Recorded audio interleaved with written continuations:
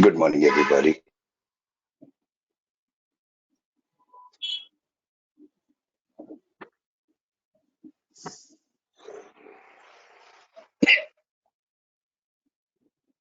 In these challenging times, may all be happy, may all be free from illness, may all see what is auspicious, and may no one suffer.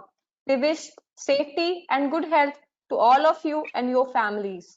A very good morning to all the dignitaries, friends from academia, and young enthusiasts. I, Astha Divedi, take the absolute pleasure to welcome all of you to the event on poster presentation competition and launch of AUTOTHON. So, ladies and gentlemen, for this inaugural ceremony, it's our pleasure to extend a cheerful welcome to Srimati Pamela Tikku, Chief Business Officer, ICAT, Dr. Nupur Prakash, Vice Chancellor, the North Cap University, Dr. Rohit Singh Letha, Associate Professor, HOD at North Cap University, Dr. Ashish Chadda, Founder and Managing Director, Wheeler Cleaner, Shri Sameer Shikalgar, AGM, ICAT.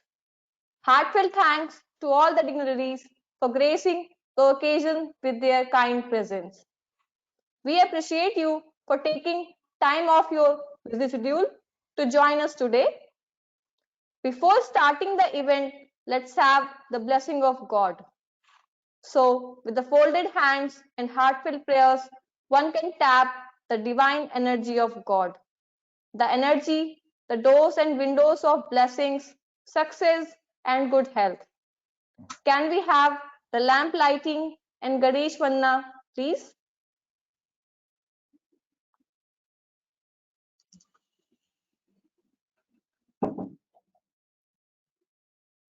गुरुत्वं कल्याणम् आरोग्यं धनसम्पदः शुभं गुरुत्वं कल्याणम् आरोग्यं धनसम्पदः शत्रुबुद्धिविनाशाय दीपज्योतिर्नमोऽस्तुते दीपज्योतिर्नमोऽस्तुते शुभं गुरुत्वं कल्याणम् आरोग्यं धनसम्पदः शुभं गुरुत्वं कल्याणम् आरोग्यं धनसम्पदः.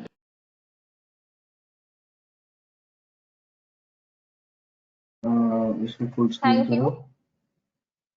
Now, it is my privilege to read out the message on behalf of Dr. Maheen Nath Pandey, Minister, Heavy Industries, and Shri Krishnapal Gurjar, Minister of State Heavy Industries. आजादी का अमृत महोत्सव प्रगतिशील भारत के 75वें वर्ष का उत्सव मनाने और जनता, संस्कृति तथा देश की उपलब्धियों के गौरवशाली इतिहास को स्मरण करने की भारत सरकार की एक पहल है। इसी पहल के तहत भारी उद्योग मंत्रालय 10 से 16 जनवरी 2022 तक आजादी का अमृत महोत्सव मना रहा है।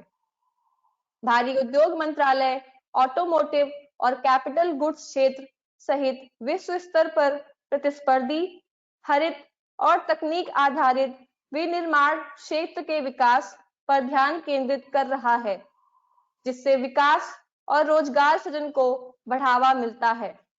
इस विजन को साकार करने के लिए मंत्रालय ने भारत में इलेक्ट्रिक वाहनों का तीव्र अंगीकरण और विनिर्माण स्कीम, राष्ट्रीय उन्नत केमिस्ट्री सेल ACC, बैटरी भंडारण कार्यक्रम, ऑटोमोबाइल और ऑटो घटक के लिए उत्पादन संबद्ध प्रोत्साहन PLI स्कीम, भारतीय कैपिटल गुड्स क्षेत्र में प्रतिस्पर्धा संवर्धन स्कीम आदि सहित कई पहले शुरू की हैं। भारी उद्योग मंत्रालय ने CPSE और स्वायत्त निकायों के सहयोग से आजादी का अमृत महोत्सव के समारोहों के लिए नवाचार, विनिर्माण, उत्कृष्टता, आत्मनिर्भर भारत, पर्यावरण और वहनीयता, स्वच्छ भारत, स्वस्थ भारत, स्वतंत्रता संग्राम आदि विषयों पर ध्यान केंद्रित करते हुए 10 से 16 जनवरी 2022 के सप्ताह के दौरान देश भर में 40 से अधिक स्थानों पर एक्शन 75, अचीवमेंट 75, आइडियाज 75 और रिजॉल्व 75 जैसे विषयों को केंद्र में रखते हुए कार्यक्रमों और क्रियाकलापों की श्रृंखला की योजना बनाई है। इन कार्यक्रमों में लोकार्पण, नए उत्पादों की शुरुआत, प्रौद्योगिकी प्रदर्शनियों, तकनीकी प्रदर्शनियां, सेमिनार, वेबिनार, विशेषज्ञ व्याख्यान और ध्यान सत्र, स्वास्थ्य शिविर, भूले हुए स्वतंत्रता सेनानी नायकों को याद करना, स्वतंत्रता संग्राम और आंदोलनों आदि पर बच्चों के बीच सांस्कृतिक कार्यक्रमों, स्वच्छता अभियानों और प्रतियोगिताओं का आयोजन करना इत्यादि शामिल है।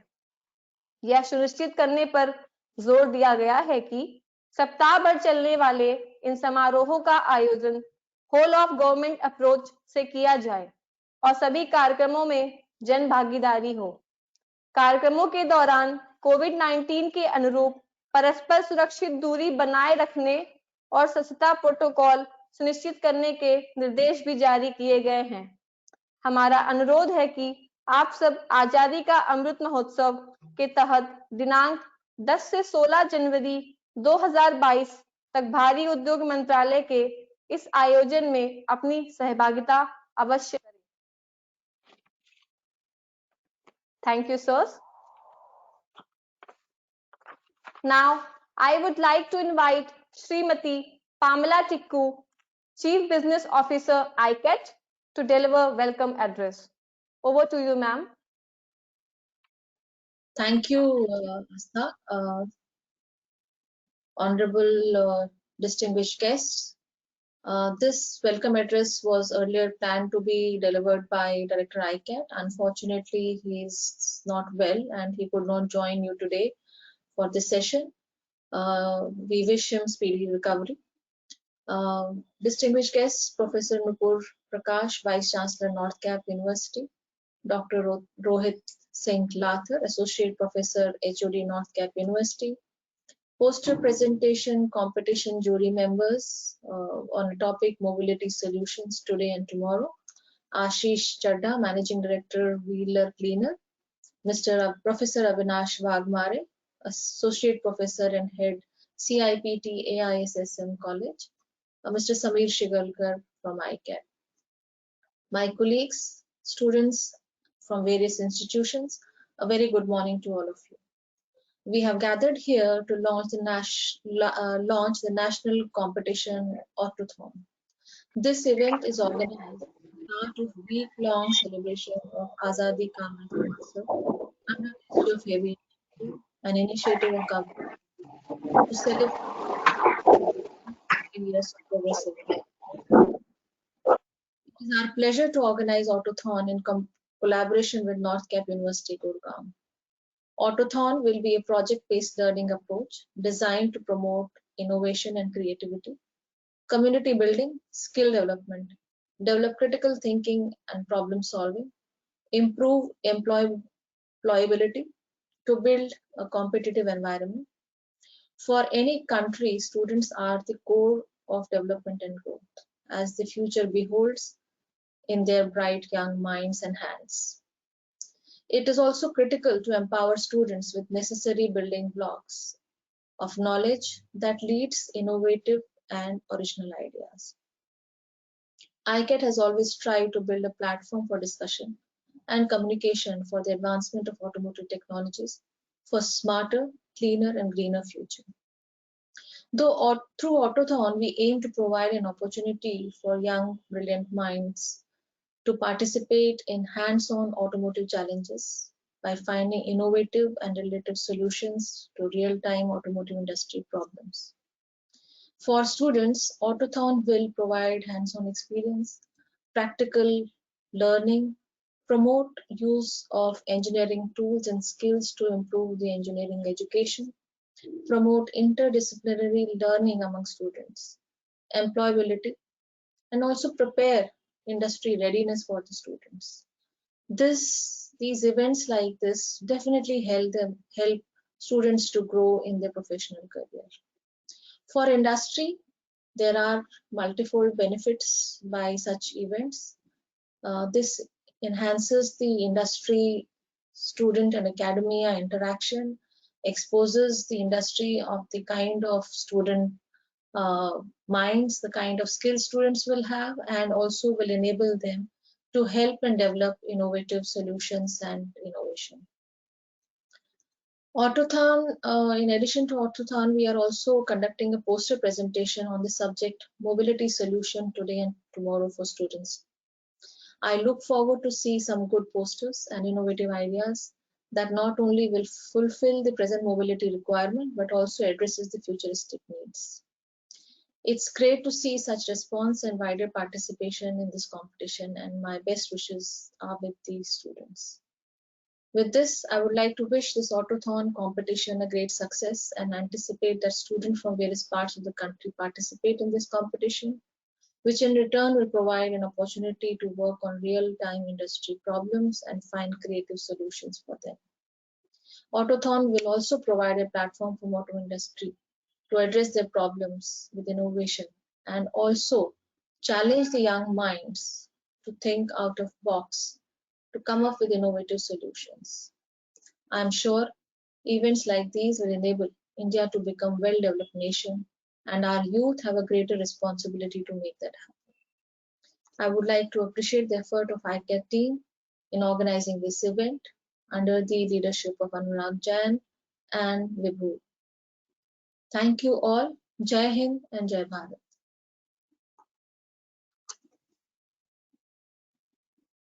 Thank you, ma'am. Thank you so much.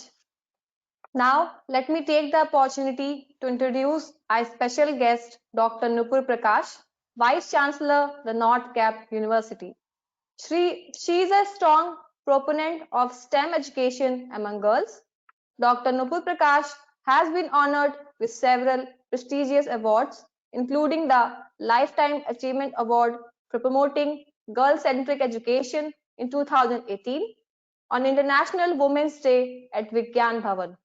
Besides that, she is credited with having published more than 100 research papers and articles in reputed national and international journals and conferences. Ma'am, over to you.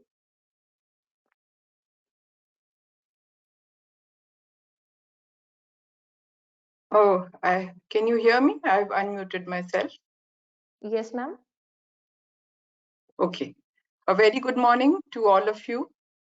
Dear Madam Pamela Tikku, Chief Business Officer, ICAT, Shri Ashish Chadhaji, MD, Wheeler Cleaner, Shri Avinash Vakmare, Head CIPT, AISS MS College, Dr. Rohit Lathar, Head Department of Mechanical Engineering, the North Cap University, and my dear students. I am extremely delighted to be part of the inaugural event for the launch of AUTOTHON and the students' poster presentation competition organized by the Education and Students Engagement Board of Aspire, the automotive solution portal for industry, research, and education. The initiative taken by Aspire to involve academic institutions for finding innovative solutions to the industry problem is highly commendable, especially during the pandemic times when the physical events are not being held and the students are not getting enough hands-on experience in the labs and workshops. I'm sure the AUTOTHON will ignite and challenge many young minds for providing solutions to problems given by the auto industry. It is a great opportunity for the students to work on solutions in a time-bound manner by putting their theoretical knowledge into practice. The students these days are spending most of the time glued to the computer screen and acquiring enormous theoretical knowledge online. Events like AUTOTHON and poster presentations provide them with a platform to work on real-world problems faced by auto industries, apply their knowledge, and propose innovative solutions. As we all know that the automobile industry is changing rapidly and the cars are becoming more intelligent, fuel efficient, loaded with sensors and electronics, with smart engine management systems and having a lot of advanced features. The electric vehicles, the hybrid electric vehicles, and the cars running on biofuels, solar energy, green hydrogen, they are going to dominate the future automotive market. I'm sure the students will gain a lot of insights into these future technologies by participating in such events through poster presentation and design problems. The jury for judging the competition is very eminent, with experts from industry and ICAT, and I'm sure the students will get a great learning experience. Such events often result in talent hunt, and the promising students of winning teams may get identified and may land up with internship or placement opportunities with leading auto industries. I would like to compliment the organizers of the event for bringing together academia and industry on this forum, and I convey my best wishes for the successful conduct of the event. I thank you for inviting me to the inaugural session, and I would like to say that the North Cap University would like to host this event next time physically on our campus when we are in a better situation, when the pandemic is, not so difficult to handle. So thank you very much for having me here, and I look forward to a successful conduct of event today under this umbrella of ICAT. Thank you. Thank you, ma'am, for sharing your views and enlightening us with the words of wisdom. Now, moving towards the first segment of today's event, launch of AUTOTHON. Engineering and Student Engagement Board of Aspire, along with North Cap University, has organized AUTOTHON. I would like to invite Dr. Rohit Singh Lether to brief us about the event. Dr. Rohit Singh Lether is currently Associate Professor and Officiating Head of Department at the Mechanical Engineering Department at the North Cap University. Over to you, sir. Thank you.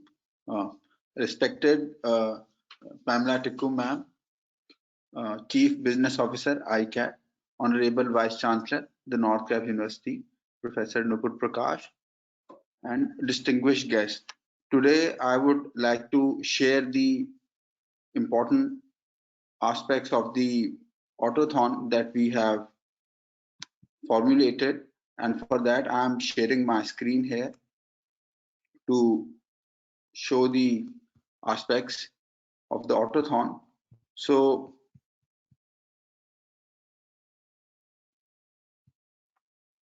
AUTOTHON is analogous to hackathon, which happens to be for computer science. So it was much needed effort in the Indian automotive industry. And after seeing some of the hackathons, I thought in my mind that why not have after going through hackathon, I thought why not have AUTOTHON for the automotive industry. So AUTOTHON is a combination of automotive and marathon word. So what it means is that finding creative solutions in the automotive sector by bringing industry and academia together on a common platform. So vision and goal of AUTOTHON is to provide a hands-on experience to students, promote practical learning, promote usage of engineering tools and skill to improve engineering education, promote interdisciplinary learning among students, prepare students to work in the automotive industry. So benefits of this would be to promote skill development amongst students, allow students to work on real-time industry problems and find creative solutions for them, encourage learning, teamwork, skill development among students, promote product development in the automotive industry, promote shorter innovation cycle, which is very important in automotive industry, promote employability for students, improve industry academia networking and help students at personal and professional growth. So the format of the event would be a yearly format. So we have initially problem definition from the industry. So industry will provide a problem definition or a project which they have, which they wish to float for the event, which will be available on the Aspire website. Then it will be open to the academia. So university and college can form a team, and then they can apply for the problem through the Aspire portal. So industry mentor and a professor from the university would be appointed as a mentor to the students team. So this will go through a scrutiny, and then evaluation for the team will happen, where the industry team will identify the suitable solution, and then they will execute. For execution, we have identified a 45 days span so that it does not linger on, and as industry projects are very time bound and they have a specific timeline, so a 45 days time has been identified to find a suitable solution to the problem. And then finally we have a award function, a recognition ceremony, in which we identify the best projects or the best solutions which have been provided for the specific problems. So the team will have a faculty advisor, a full-time employee of a participating educational institution, or a subject matter expert. He will be a mentor and guide to the students, and he would be the main point of contact. He would lead the student team, carry authority and responsibility for the participating student. We will have an industry advisor from the industry who is participating for the problem, an employee of the automotive organization, a subject matter expert, and he will mentor and guide the students for the problem. We will have a student team lead so as to promote leadership qualities among students. So a student who will lead the team and will handle communication amongst the team members, and then we will have student team that will carry out the solution to the problem. So the problem format has also been finalized. So we have different organizations. They will provide the problem statement. We will give a category under hardware and software. We would also provide the number, problem statement number, and then we have project bucket. So we have powertrain, electric vehicle, chassis, body, telematics, safety, manufacturing, supply chain, and design. We could also increase the project bucket based upon more problems if we get from the industry. So the solution idea format is also shown over here. So we will have the organization name, the problem statement, we will have team name, team leader name, and the university college name or code which will be assigned. So then the students will be supposed to make a presentation and present their idea in a format. So we have 2 PowerPoint slides in which the students will give their idea. They will describe their idea, solution, or approach which they are following. They will try to describe the technology which they are going to use. They are going to describe their case and their unique selling points for the suitable solution during the scrutiny. So the important points for the students to appear in the presentation would be they have to limit their PowerPoint slides to a maximum of 3. All aspects are to be covered for the description of idea. They have to avoid writing paragraphs. They have to use bullet points and keep the explanation precise and easy to understand for the audiences. So solution and idea should be unique and novel. Idea should also have a business potential that will be appreciated by the team. So apart from the PowerPoint, they will also be required to submit a abstract for the solution or the idea which they are submitting to take up the project. So this is a brief overview of the AUTOTHON that we are launching today.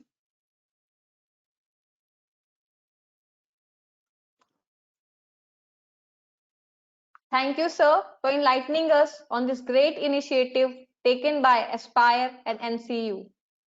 Now, there is a small formal launch video which our team has made for AUTOTHON. Can we have the video, please?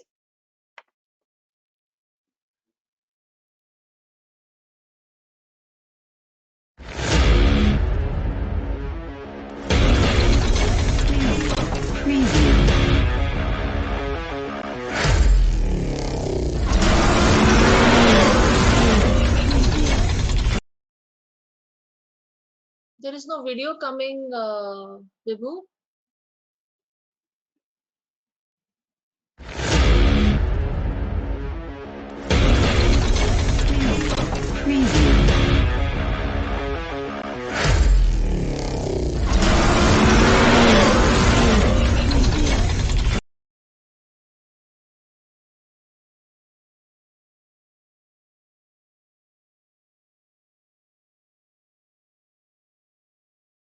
Thank you, team. Now, let's begin the second segment of today's event, that is poster presentation competition.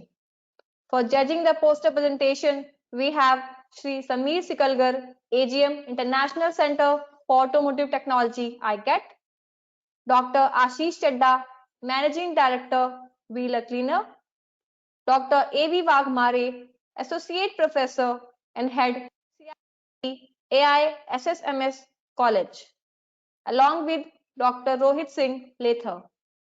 Now, I request teams to be ready for the presentation. We will call you based on your team numbers.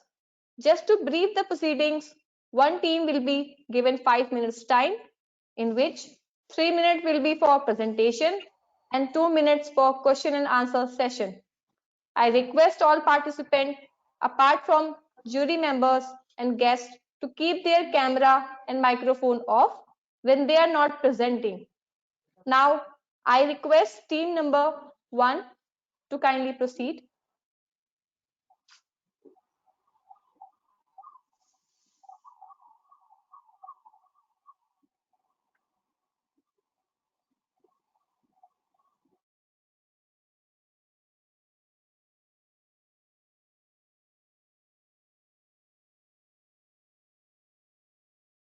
Good morning.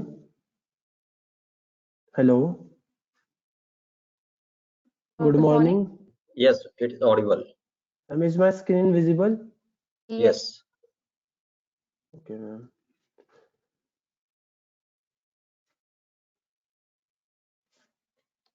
तो sir हमने अपने college के final year project में बनाया था ये project. Sir basically क्या है, अब जैसे कि अपनी टू व्हीलर्स है मोस्टली, अपने टू व्हीलर्स में हम मोस्टली मैनुअली हेडलाइट्स ऑपरेटेड रहती है, तो हमने उसको न्यू ऑटोमेटिकली ऑपरेट करने के लिए डिवाइस बनाया था जो कि ऑटोमेटिकली उसकी high beam low beam control करे according to the speed of the vehicle. और सर जो उसको मतलब कि मान लो it is not readable. We cannot get an idea. Will you zoom it? करता हूँ sir. Sir, you have your own control on this. You can zoom with your mouse. It's okay, but on laptop, it's okay.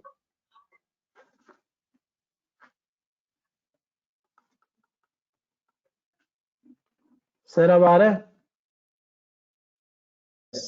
Yes, it is readable. Sir तो basically ये device ये करता है कि मतलब कि बाइक की हेडलाइट को अपना डायरेक्टली कंट्रोल करता है high beam low beam speed के ऊपर। जैसे सर हमें जरूरत, हम 30 तक की स्पीड पे चल रहे थे, हमें लो बीम की जरूरत होती है, हाई बीम की जरूरत नहीं होती। तो हाई स्पीड पे हमें दूर का देखना पड़ता है चलते हुए, तो हाई बीम ऑटोमेटिकली अपने आप ये कंट्रोल कर हाई बीम कर देता है। और सर हमने इसमें न्यू फीचर ये डाला है, जैसे कि फॉग कंडीशंस में ना अपनी जितनी भी ऑटोमेटिक हेडलाइट्स आती हैं अब तक की, वो फॉग कंडीशन में ऑटोमेटिकली टर्न ऑन नहीं होती। तो हमने इसमें DHT22 सेंसर लगाया है जो कि ह्यूमिडिटी और वो टेम्परेचर सेंस करके फॉग की कंडीशंस देखता है और लाइट ऑन कर देता है हाई बीम पे, जिससे कि फॉग की कंडीशन में हमें मतलब कि हमने वर्क करने की जरूरत नहीं पड़ती। और सर ये प्रोजेक्ट मात्र 1500 में तैयार हुआ पड़ा है, जिससे कि इसकी कॉस्ट इफेक्टिवनेस बहुत बढ़ गई है। और सर ये बहुत एफिशिएंट रहा है, मतलब हमने इसे रन करके देखा अपने कॉलेज में, तो सारे अकॉर्डिंग टू हमारे मतलब प्रोग्राम सब कुछ चला है। और अगर इसे हम बाइक में लगाने जाएंगे सर, तो ये फायदा होगा कि हमें मेन जो फालतू इसमें हम सेंसर लगाने पड़े, जैसे अभी आर्डिनो वगैरह, आर्डिनो हम ECM से प्रोग्राम कर सकते हैं जो बाइक का आता है। और जो बाकी एक हमें सिर्फ LDR सेंसर अलग से लगाना पड़ेगा, बाकी स्पीड हमें उससे मिल जाएगी, क्या कहते हैं अपने ECM से ही। बाकी अपना जो भी DST-22 सेंसर लगाना है और LDR सेंसर लगाना है और बाइक में फिट कर सकते हैं। बहुत कम कॉस्ट में सर ये फायदेमंद रहेगा।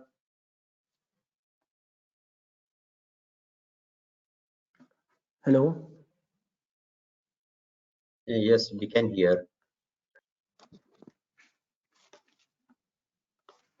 सर ये इसका फ्लो चार्ट डायग्राम है। एक minute.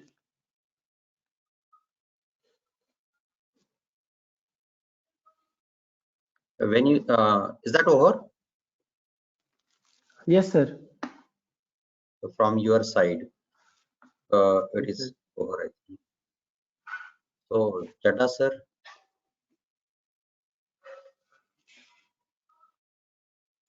Can you just show us the Yes, title I am on here. your? Can you just scroll down a bit? Sir मैं आपको सिंपल लैंग्वेज में बता रहा हूँ सर। ये एक नहीं, मेरे को जो देखना है मेरे को वो दिखाइए। तो थोड़ा स्क्रॉल डाउन कर दीजिए ना इसको। एक मिनट सर थोड़ा। सर ये ऑटोमेटिकली हेडलाइट है जो कंट्रोल रहती है बाइक में। नहीं, आई सर गॉट द आइडिया। मैं कुछ और देखना चाह रहा था, मैं पढ़ना चाह रहा था। सर हमने इसमें एक आर्डिनो यूज करा है क्योंकि अभी हम नॉर्मल बाइक में तो अभी ECM इंस्टॉल कर नहीं सकते। एक आर्डिनो इस्तेमाल करा है जो कि मतलब कि पूरे प्रोसेसिंग यूनिट को कंट्रोल करता है। और एक हमने 5 वॉट रिले यूज करी है 4 चैनल जो कि high beam low beam control करती है बाइक की। और सर हमने इसमें LDR सेंसर यूज करा है जो लाइट को सेंस करके अपने आप को बताता है कि मतलब कि लाइट जलने की कंडीशंस है या नहीं है। और सर DST-22 सेंसर है जो कि सर आपका ह्यूमिडिटी और टेम्परेचर सेंस करता है।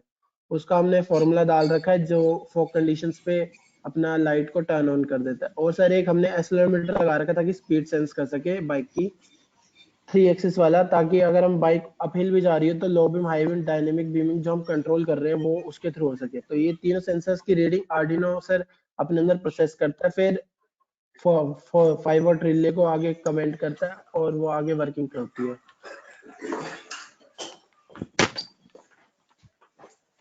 How the speed is sensed? Yes sir. How the speed is sensed? So, what kind of sensor you used for sensing speed? Sir, accelerometer. Do you have that? Have you added that? Yes sir. ये लिखा पड़ा sir. Okay, that is the sensor. हाँ sir, इसमें gyro sensor और accelerator sensor है। मान लो अगर आपकी हाफ क्लिप पे जा रही होगी ना तो भी ये सेंस कर सकता है स्पीड को क्योंकि ये 3 एक्सिस हुआ है। And how you decided? Yes, how you decided the? Is that the only input? Speed is the input, or any no other sir, input is sir there? LDR है sir. LDR अपना मतलब कि resistance high low करता है light को sense करते हुए।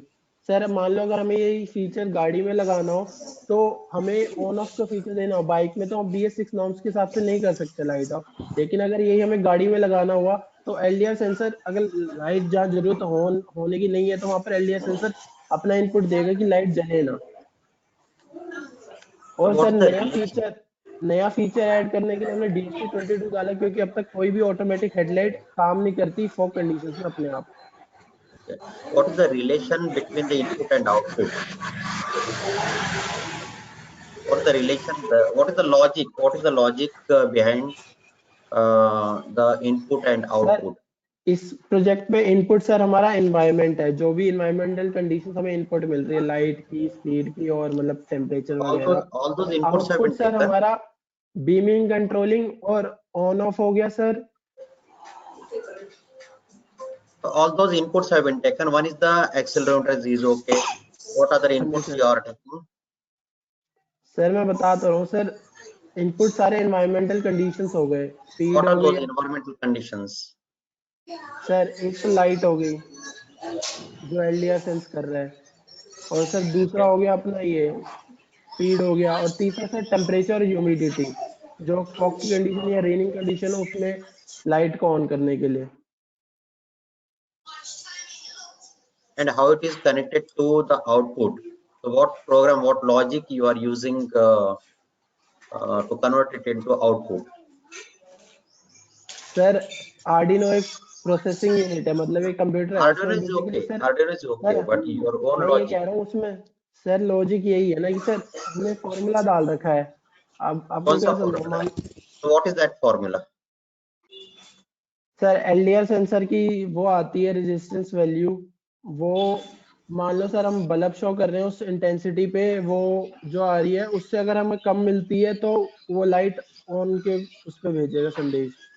और So सर how जो much अपना is that DH one thing that I would like to clear that there has to be some relation between the input and output. If this is the light intensity or this is the speed of the vehicle, and then only the output will be like this.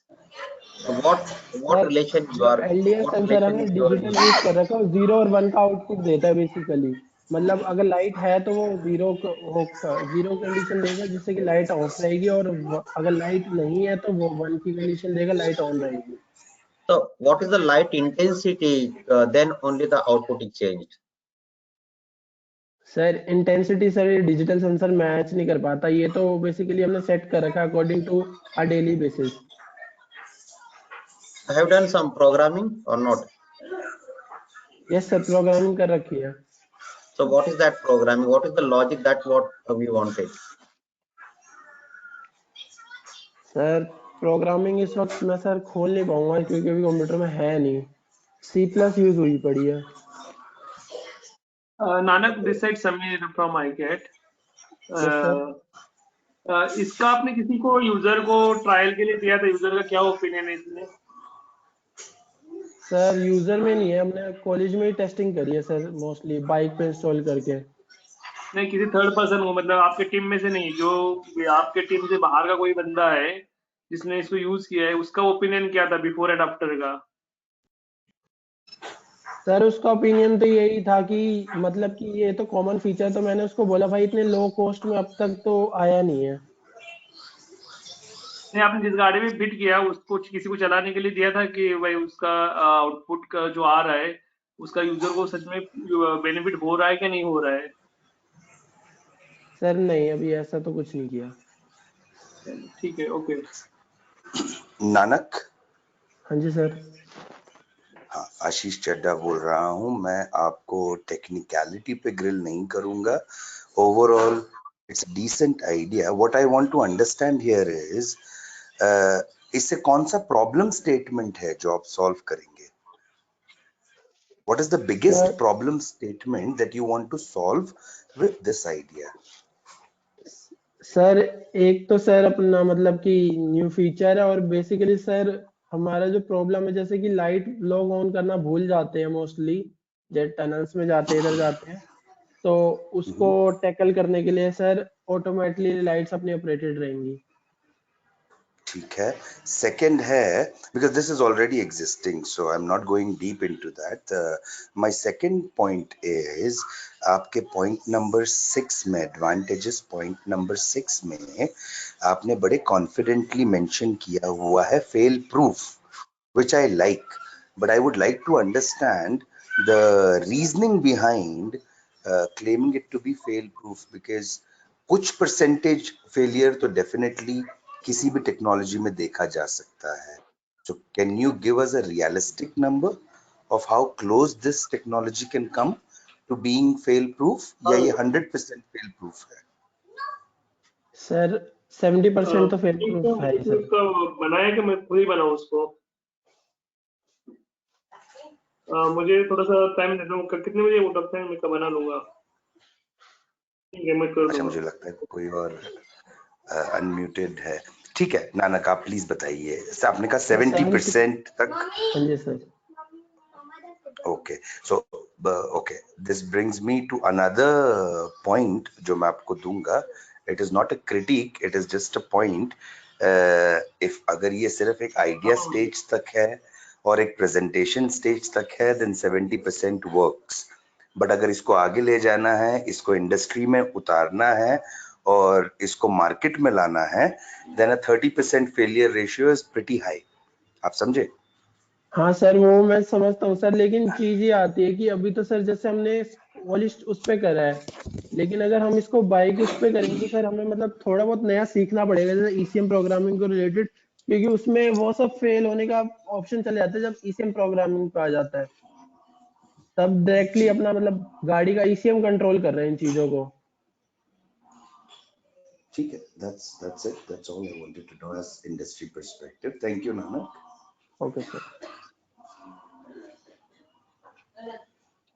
Thank you, Nanak. Thank you, team. Thank you so much. Now, I request team number 2 to kindly proceed.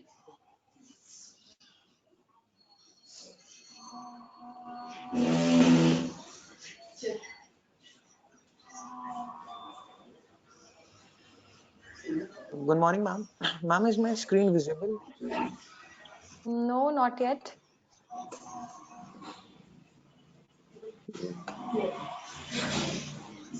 Yeah. Now you may proceed. Okay. First of all, good morning, ma'am. Good morning, everyone here. Ma'am, first of all, I am representing Anubhav, our team lead here. Due to some circumstances, he cannot be here. So today, on his behalf, I will be presenting our poster.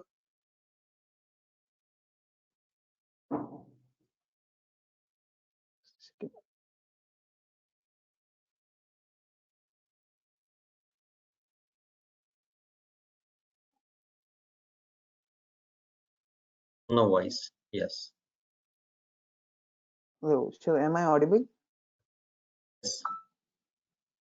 Anubhav Yes, Kumar. Yes, sir. Sir, I am Shakti Sharma. I am representing him today because he is unavailable. And so, sir, shall I start? Yes, please. Please go So, ahead. good morning, everyone. First of all, thank you for having me here. I am Shakti Sharma. I'm from Manav Rachna International Institute of Research and Studies. I'm today here to present our poster on topic TPMS, that is Tire Pressure Monitoring System. So before going into the details of our poster and a topic TPMS, we should know what it actually is. We all know that a tire is one of the most important part of the vehicle, and so is its safety. So TPMS is basically a device that used to measure the pressure of the tire, and if the pressure of the tire is less than the standard pressure that is set for the particular vehicle, it indicates on its monitor. So now the question arises that why to have a device just to measure a tire pressure? So for us, it is very important to measure a tire pressure, as its main purpose is to uniformly distribute the load of the vehicle across the tires. So when there is any unusualness in tire pressure like overinflated or underinflated tire, the TPMS sends the signal to the vehicle and it is displayed either by a pictogram display or simply by a low pressure warning light. So basically, there are two types of TPMS that we have. The first is direct TPMS and the second is indirect TPMS.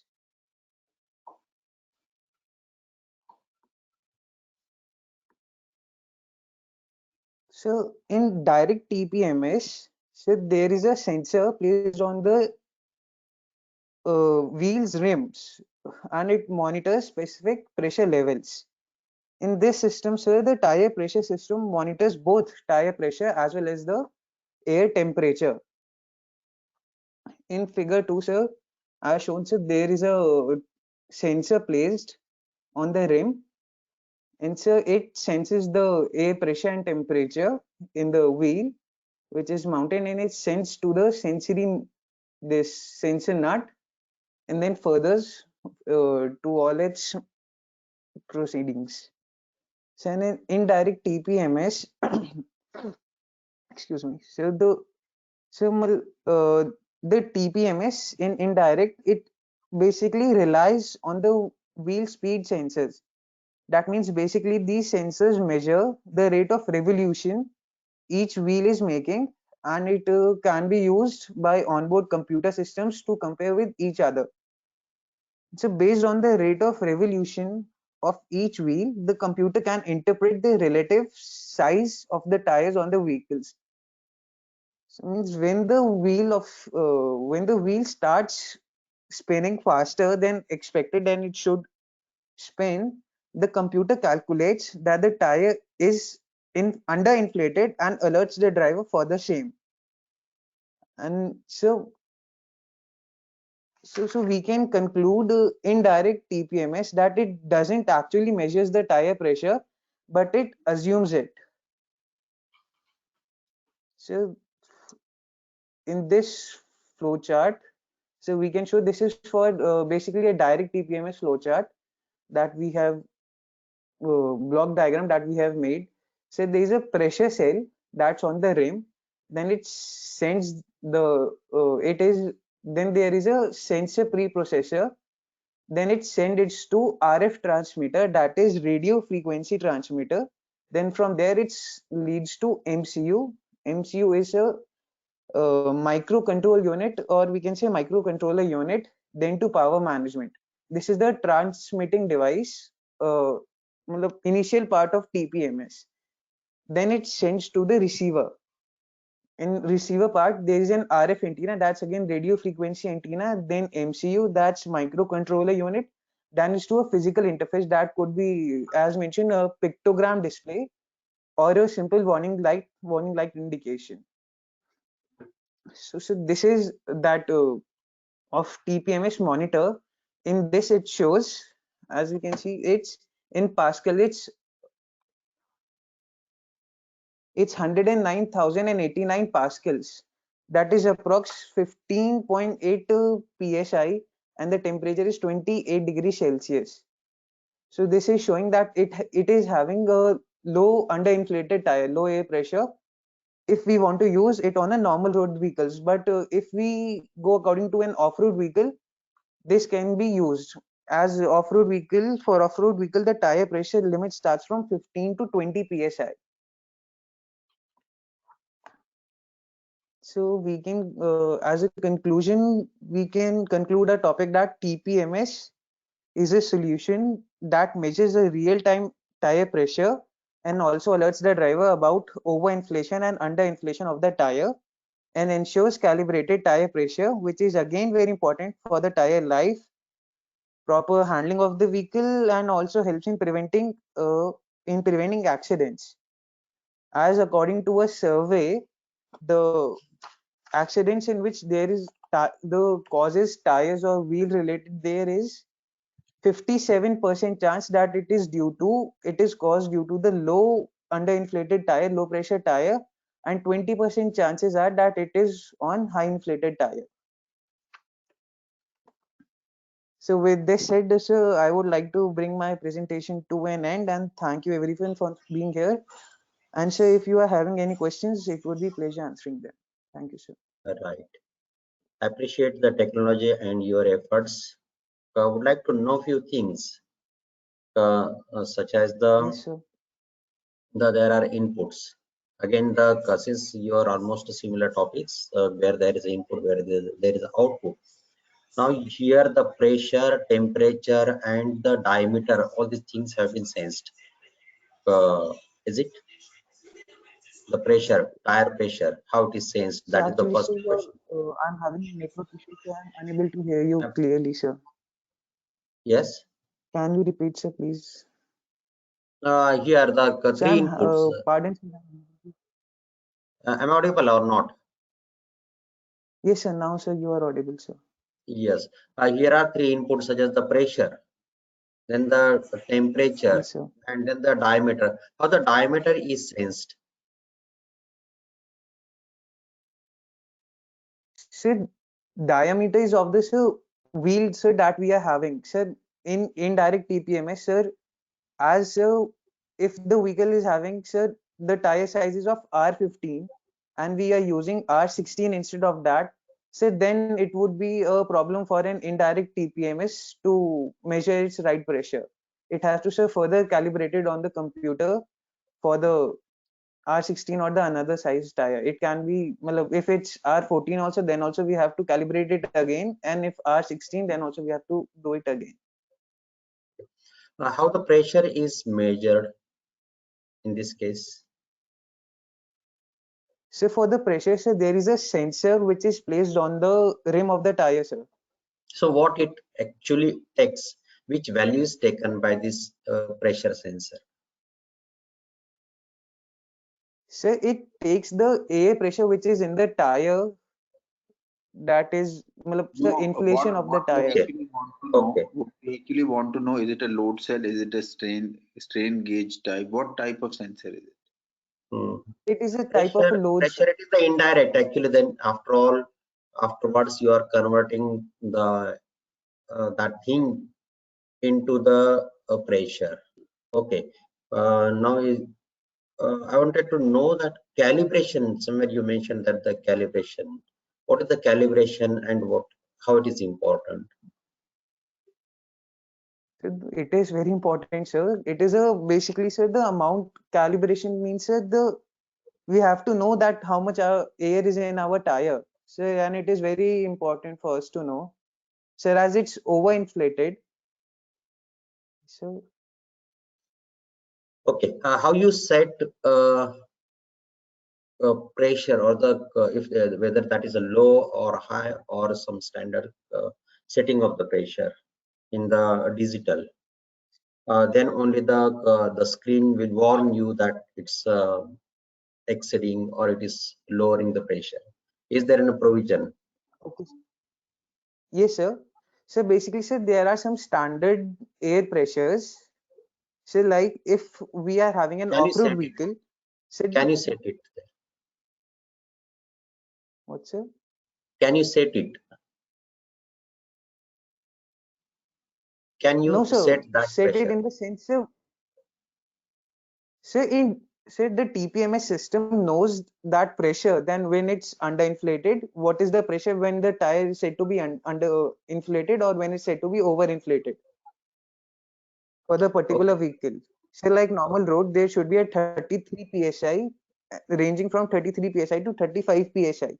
It is already known to the TPMS that if it's below 33 psi, say 33 psi, then it is underinflated tire, and if it's above 35 psi, it's overinflated tire for that particular These are vehicle. yes, these are the questions from my side. Now over to the questions from. So first of all, I would like to appreciate your effort in providing your poster.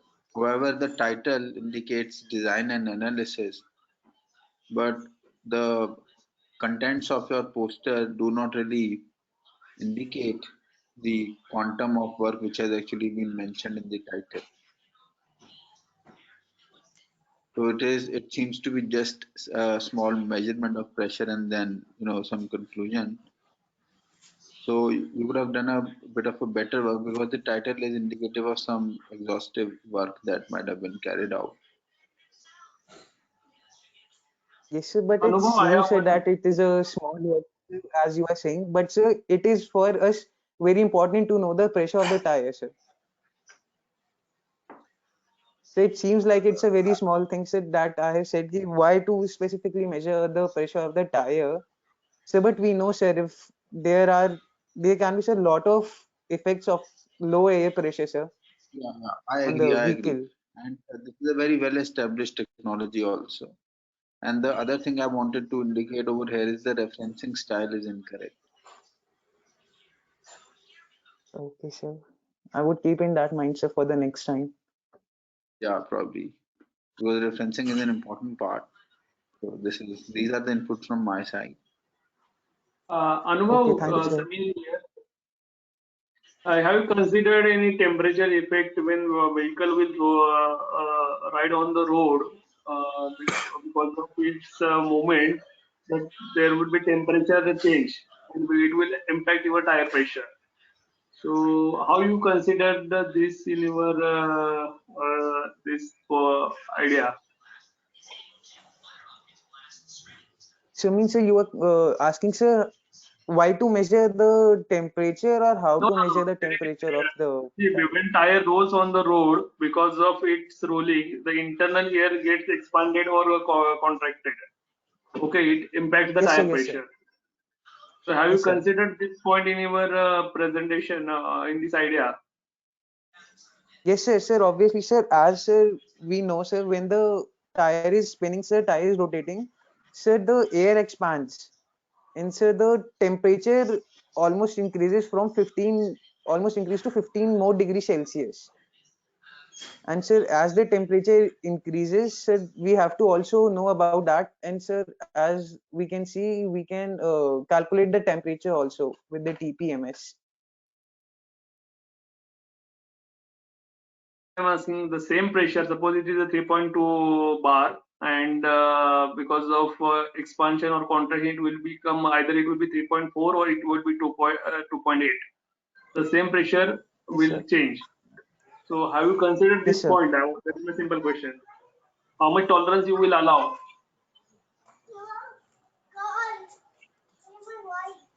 So the tolerance should be, sir, approx, sir, we can, it can go for more than, not more than, sir, 3 to 4 psi, sir. So Okay. because if it's, Okay. yes, sir. Okay. Okay. Thank you. Hi, Thank Anubhav. you, sir. Hi, Yes, Anubhav. sir. This is Ashish. Good morning, sir.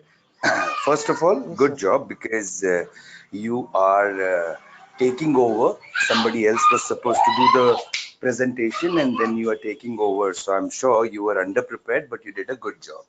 So congratulations on that. Thank you, sir.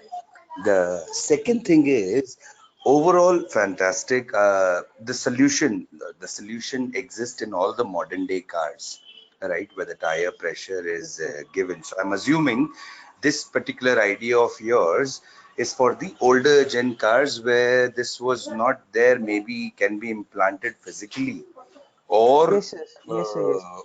right. Okay, now let me know one thing, Anubhav. Would you have any idea what would be the weight of this particular device that you're going to put on the rims? No, sir. Sir, What it would be would not. It would be almost a negligible weight. Sir, that device, sir, the sensor we will be using, sir, that would not be Mhm. weighting more than, sir, 10 to 15 grams that we are using on the rims of the tire. Okay, And so the but display that is we are there showing, the monitor that can be mounted on the dash of the vehicle as well.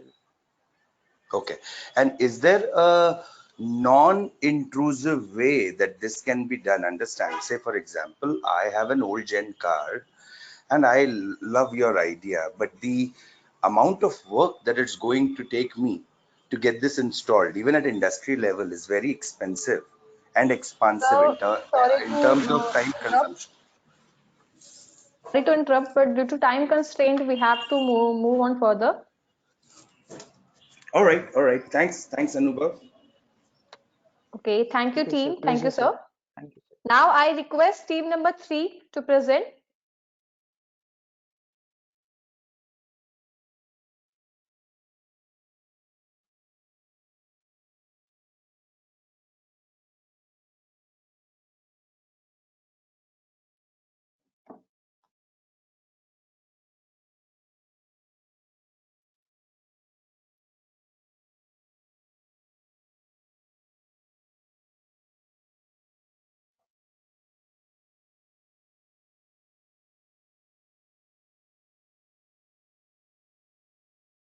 Kindly self unmute yourself.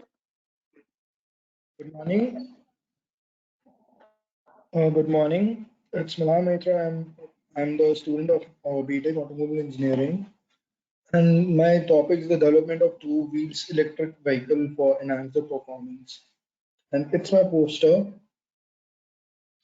As the two-wheeler is gradually increasing their power in the Indian society, because lots of people are using two-wheeler more more than four-wheeler. So there's the two main things over the panel resuming of the longest sides. Two-wheeler are the electrical which we can implement in a good way, and it is the next generation for the development of good ideas and the operation condition of the data collection. As per the Indian society, the electrical bike will be more convenient for the people rather than the four-wheeler, as and the most of the family in Indian society they're using the two-wheeler, and the two-wheeler it can be capable of the carrying the new shorter audiences. And there are some tests over the vehicle weight and the battery and the electrical consuming charging slots and the motor type and the bi-capsule capacity. In the result, we can conclude the energy consumption of the estimate delivery utilizing the performance over the sharing of holds and the market value of the electrical presenter of the GPS by the recording of the electrical vehicle. So at the end, the result and the conclusion must be the continental of the electrical two vehicles, and the bike should be in a more transmitted way, as in the mileage causing the damage, and the utilization of the performance, real time mapping of the consumption data, analysis, and the development of enhance of vehicle. We can work on the we can work on the battery as per the as with lithium battery is going on nowadays, and the more the charging units are the 1.25 units per second, and the hub motor is the 250 watt, and the load capacity is must be 75 kg. So it is the next generation and the good business profile for the two-wheeler utilization in the next profile. Rest, the conclusion will be it has the low speed as of now, but we need to respond over the traditional way, like we need to provide a more efficiency to the battery to move the electrical vehicle in a good way. Thank you. May we know the name and then the title of your presentation? Only the name who is present. Name of the presenter. My name is Malha Maitra. Okay. Ram Malhar. Yes, sir. Okay. Yes, sir. What is the range of this vehicle and how you calculate it? The range of how I calculated the range of the vehicle is around 120 to 150, and we can uh, we can round off the power by the charging capacities. And how you calculate it? How you calculate while designing? It's not the simply selecting components and fitting it in a vehicle, but how you calculate the range, how you decide a motor. So we can decide the battery by the consumption of the vehicle.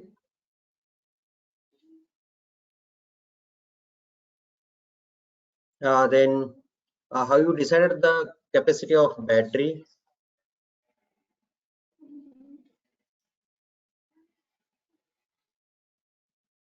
The capacity of battery. Hello. What type of battery you selected? Hello.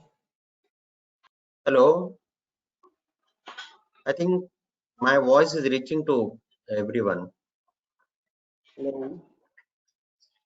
Lithium. Hello. And battery.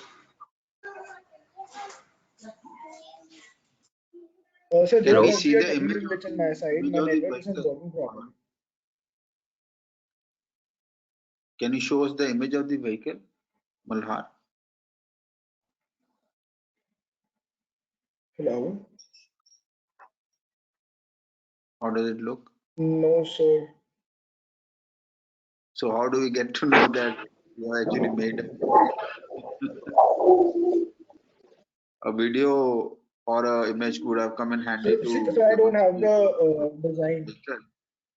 Now we have to just believe that you have made it because we don't see anything here.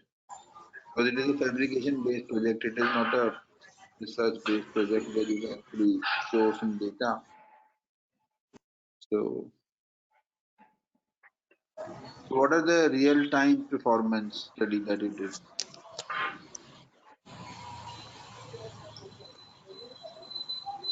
Voice I can't hear. No, Are you sitting in a group where two people have switched on their mics, because this is no, the no, no, reason sir. this squeaking noise? No, sir. No, sir. So now am I audible? So what are the performance studies that you mentioned here, real-time performance studies that you did or you plan to do? So the operation condition data collection, estimation of the energy consumption and the utilization of energy, and study the real-time performance, the mapping of energy and consumption, and the Okay. analysis of the data console and the enhance of the performance. So what is depth of discharge?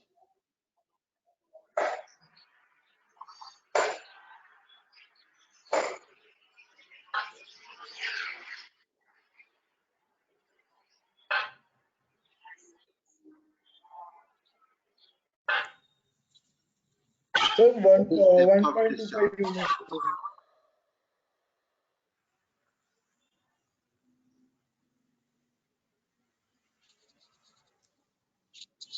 Like in the results and conclusion, you have mentioned Yes, sir. that two-speed electric two-wheeler is energy efficient and than traditional counterparts. But have you given the data to give a contrast between the values? Do you have that data? No, sir. So these are just otherwise claims, you see. When you're giving a statement, you need to substantiate it with the suitable data that you have acquired during the test. Otherwise, it can just be or a reference for supporting your work. Otherwise, it is just a statement which may be true, which may not be true. I think that is all from my side. Other panelists can also. Hi, Malhar. Hello, sir. Hi, Malhar. This is Ashish. Malhar, I was just looking at your presentation.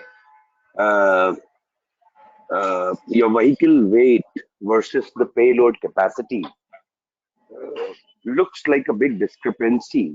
Is it a calculated effort or is just a number put on the presentation? So the calculation is efforted over the college, and I am not in the workshop right now, so I won't able to show the vehicle. And it's for the COVID scenario. We have not done the, we have not seen the vehicle as of now. So it's Okay. yes. Yeah, Malad, I have one question only. First of all, I appreciate that you made attempt to make it happen. Okay, irrespective of any problem or doubts or any question. But I would like to know what is a unique point which differentiate your project from other routine two-wheeler vehicles. So the development of two vehicle in a hybrid mode, like sorry, in an enhanced mode performance by the using of more different batteries, like lithium ions, in the more convenient of the electricity power. Okay, thank you. Okay, sir. Okay, thank you, team. Now I request team number 4 to present.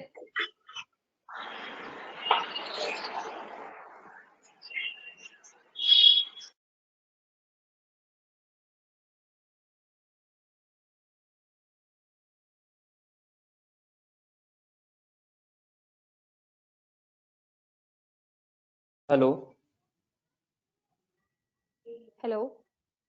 is my Yeah, screen you are visible? audible. Yes, you are Yes. audible and your screen is visible. Okay, thank you.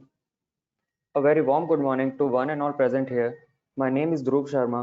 I am a mechanical engineering student from KIET Group of Institutions, Ghaziabad. Today I am presenting my poster on the topic Mobility Solution Today and Tomorrow. Our objective is to fabricate a catalytic converter with modified design and features using different technologies to reduce the exhaust emissions with easily available materials and also keeping the engine performance within the limits. Starting with the introduction, a catalytic converter is a device which is used to control the exhaust toxic gases and pollutants from the IC engine. Next, we have fabricated a compact catalytic converter that absorbs the harmful emissions from the exhaust with keeping the back pressure under the limits. Now coming to the construction.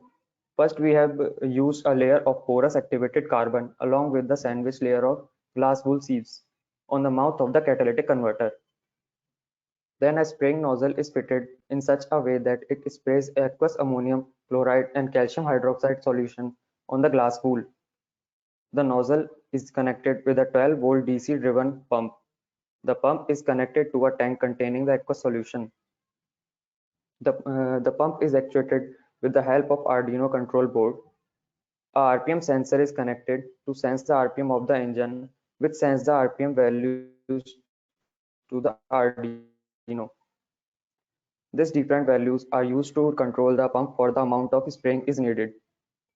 The higher the amount of engine, the more spraying is done by the nozzle on the glass wool and vice versa. The emission tests were done with the modified catalytic converter to check the percent of reduction in the HC, CO, and NOx from the exhaust. The readings were collected at 3 different RPMs, that is 700, 2800, and 3600 for the comparison with and without the modified catalytic converter.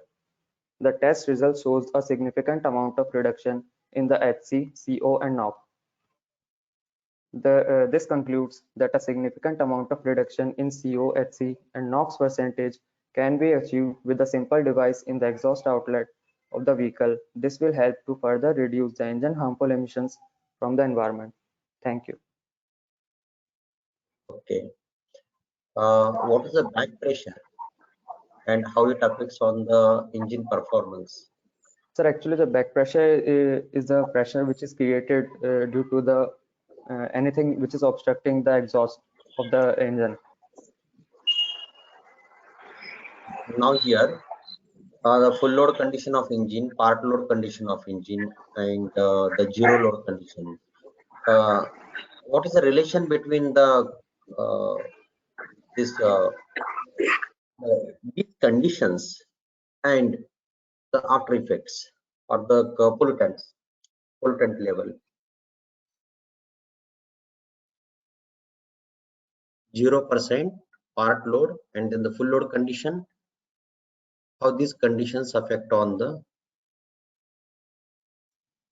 pollutant level.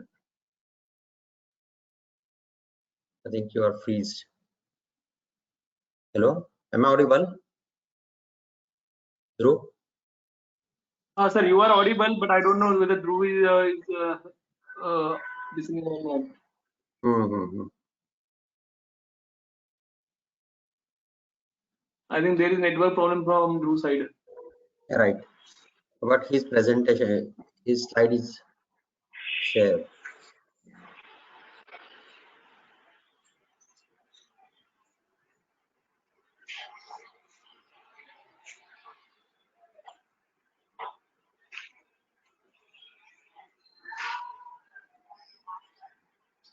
Do we have anybody else from the same team as Dhruv to continue the conversation, or is Dhruv logging back in?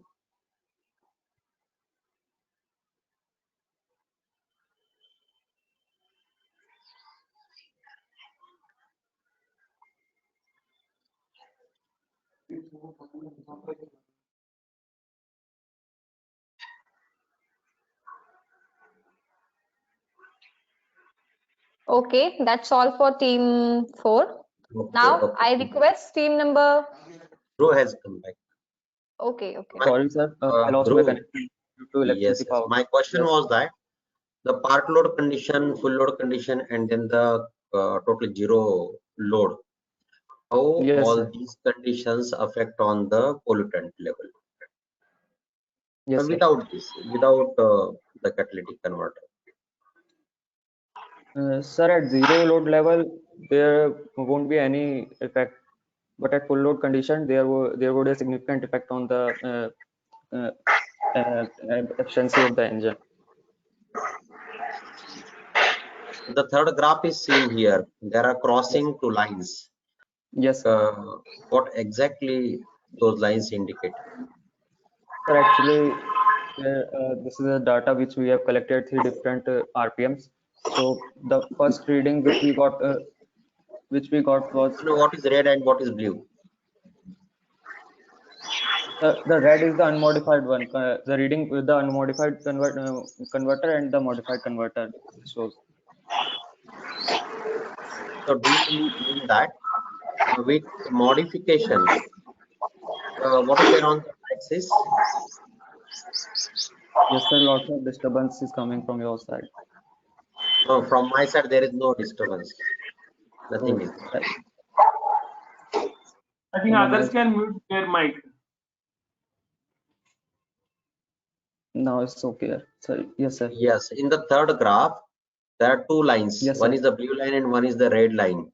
Blue line Yes, sir. is slightly above than the red at the start of it. What is the reason Yes, of it? What is there on the y-axis? Sir, on the y-axis we have the HC percentages. So HC percentage is more in case of modified case.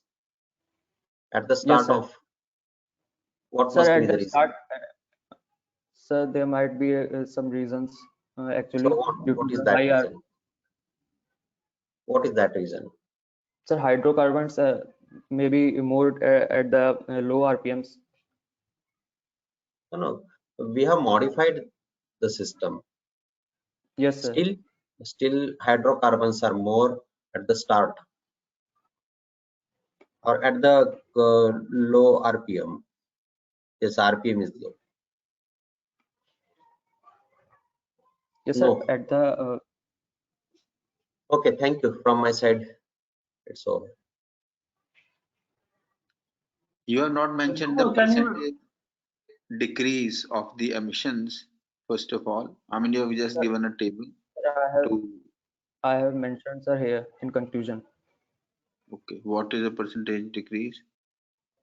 Okay. Yes, sir. Yeah, now I can see that. Yes. And what about the, I mean, you have mentioned the chemical reaction over here, right? Yes, So sir. we get ammonia. Yes, sir. Actually, Right. the ammonia gas which is liberated, it is absorbing the carbon. Okay. And what about nitrogen oxide emissions? Yes, sir. How does it absorb carbon? You have not mentioned that chemical reaction. Yes, sir. And what about if this Sir, ammonia the leaks ammonia to gas which is liberated. Sir, we have tested this on our vehicle, on our Baha vehicle, and there was not any leakage during the testing. But real life conditions are not like that, right?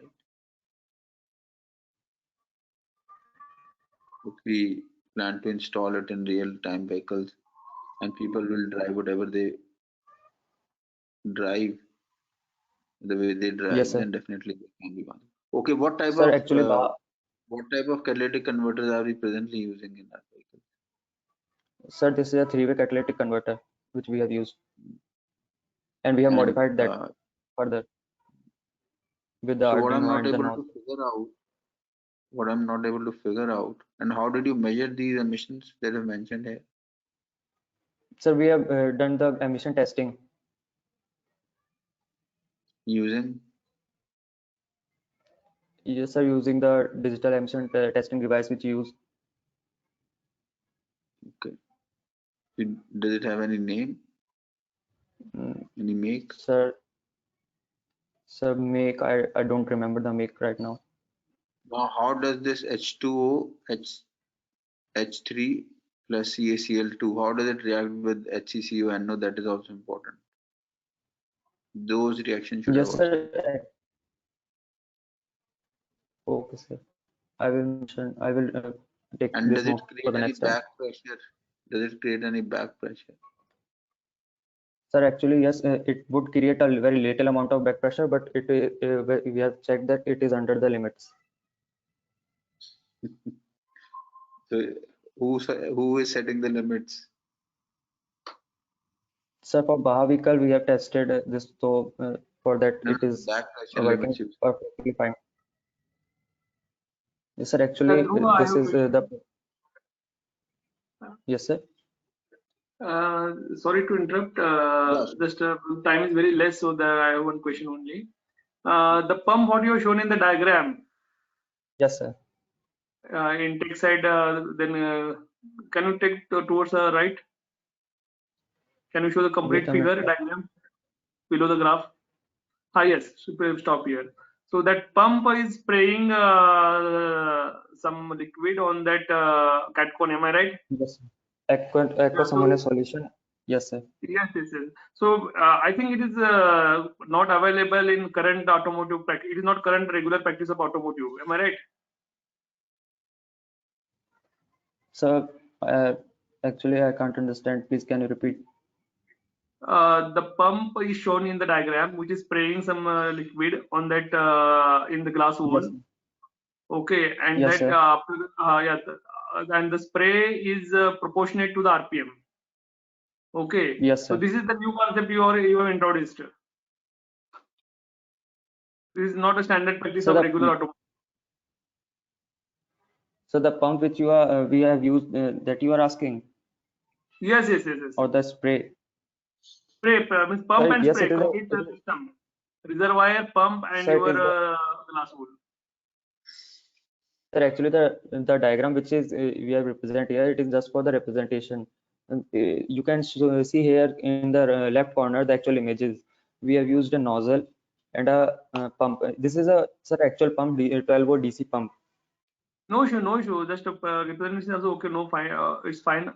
It's okay. But I'm quite impressed with this concept. Actually, it's quite new thing, and I Yes, think this is not a regular practice in the automotive.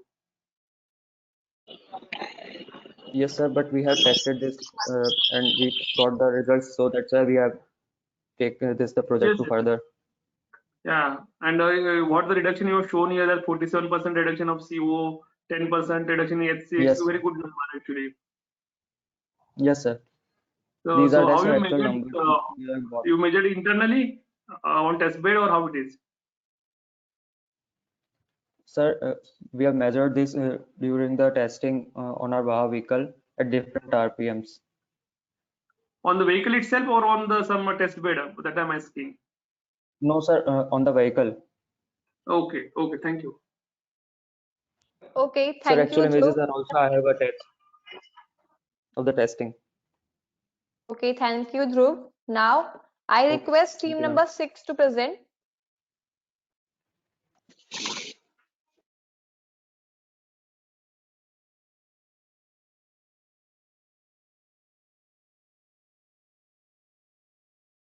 Yes, my screen is visible. Yes. I think it's team number 5, not team number 6. No, sir, this is team number 6. Where is 5? Team number 5 is not available right now. That's okay, Okay. but we are not aware about it. So you kindly mention the team number, okay? Okay. Here, ma'am.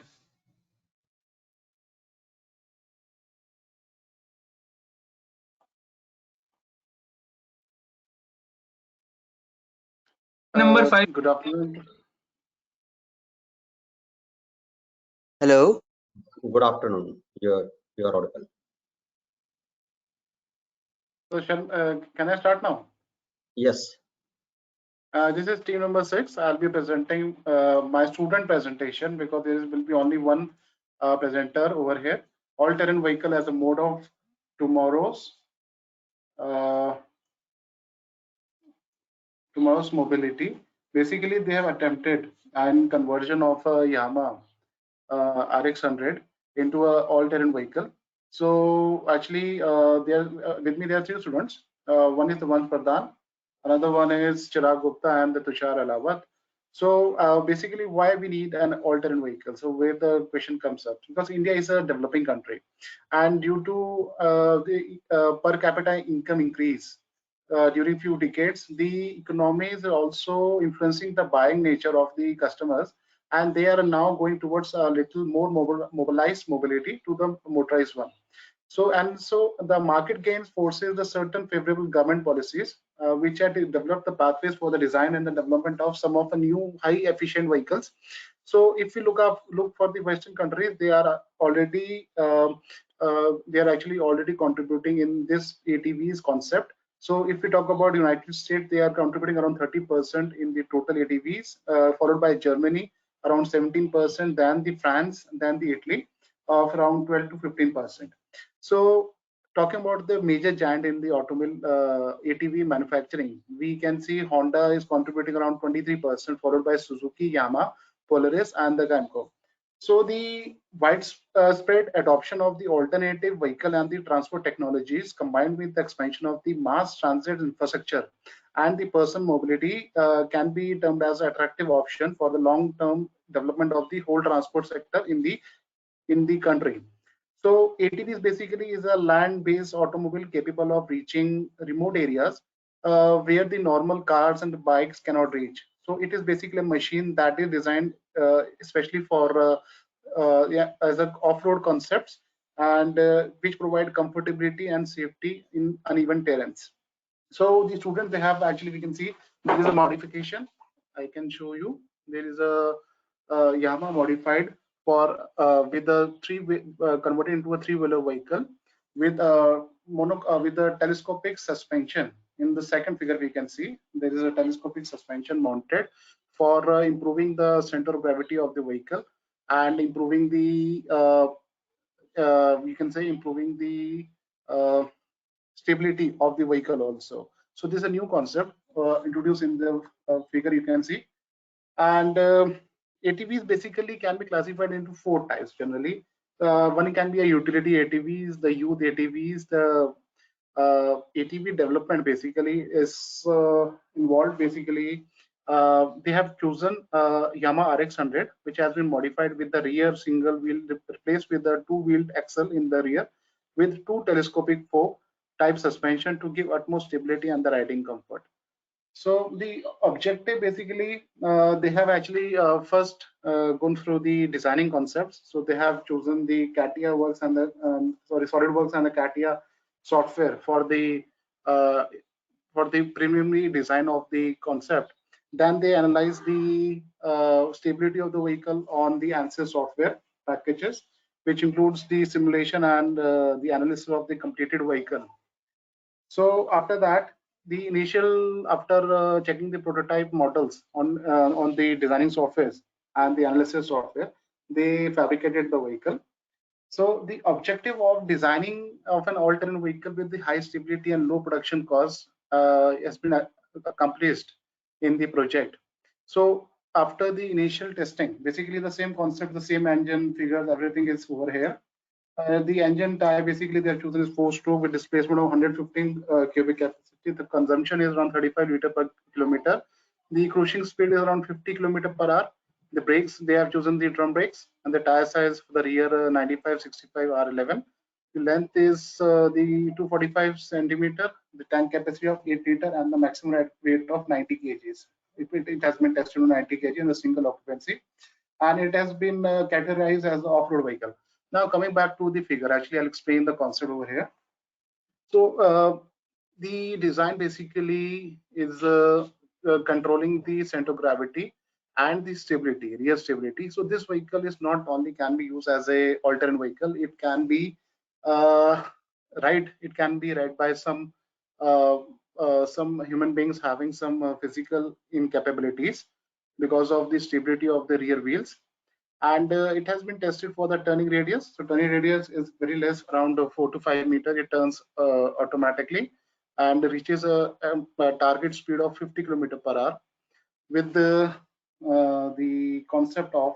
So this is basically in a design phase. So that much we can say right now, means the vehicle is in this particular in the present state.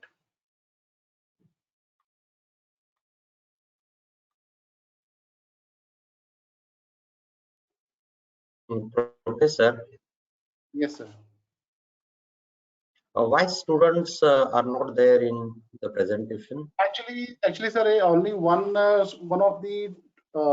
one of the participant can present the paper. So means ICAT has given me the link, and actually I need to present because there are two papers of mine in my guidance. So it won't be possible for me to log out now and to hand over the login ID to my students. That's why I'm presenting. Okay, simply one question I would like to ask that how it Yes, is sir. called ATV? So basically all-terrain vehicle because this vehicle can be used on the normal terrain also. Apart from that, it can go on muddy places also, like seashores where there is less traction force available for the tires, and they can go for uphill also at suitable gradient also, because they generally have a two-stroke engine which is more powerful, and for hilly operation, for sleepy, for even on they can operate well on the sand dunes also. So apart from whatever the terrain is, they are capable of traveling at a suitable speeds. But do you think that this vehicle will run on different terrain? Yes, actually it's a prototype, sir. Basically we can see the rear wheels. The No, rear wheels though are it is a prototype, I'm not saying that. Though it is a yes, prototype, but the total design is different for all terrain vehicle. It's a yes, the one tires. normal and it is a modified one. Yes, they are actually the concepts are coming up, and we are also looking in development of electric vehicle, which has all-terrain vehicle concepts included. So because the future is electric vehicles only, so one of my batch is also working in that particular direction. They are looking for development of an ATV, modifying electric vehicle. And the next slide that I'm going to show you will show Thank you. the Thank you, next Professor. poster. Yes, sir. Uh, Thank you, Professor. And I'm having one more poster, sir. Can I start presenting?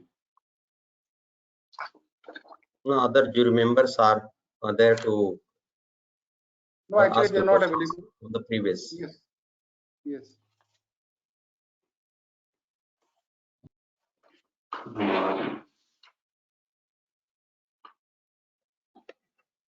Sir, as you told that this vehicle can be used by a physically challenged person, am I right? Yes, sir. So what safety aspects you have considered while considering the end user like physically challenged person? Yes, actually, the seat which one you see is for normal human beings. We are in the process of modifying the seat, lowering the height of the seat with a cushion and the back support also.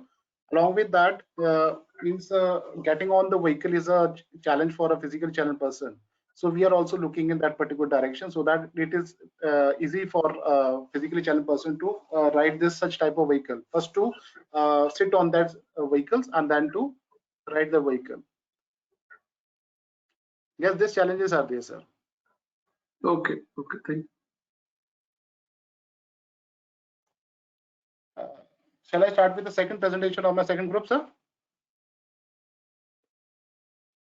Sir, actually, it's the poster number 7. Basically, it's an electricity generation by a two-wheeler suspension system. Sorry, sir. Let me ask the clarity from our team members, like Vibhu and team.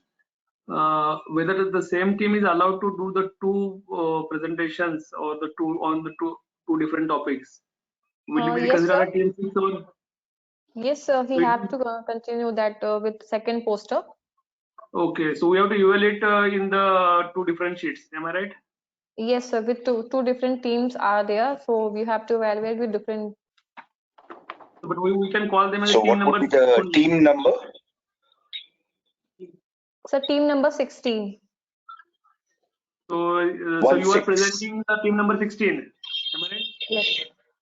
First poster with team number 6 and another poster which he will present in the team number 16. Okay, so we have to evaluate under the team number 16 sheet. Yeah, yes, sir. Okay, yeah, please clarify these points. Otherwise, the mass will not be in proper way. Yes, sir. He is going to present the second poster with team number 16. Okay, thank you. Thank you very much.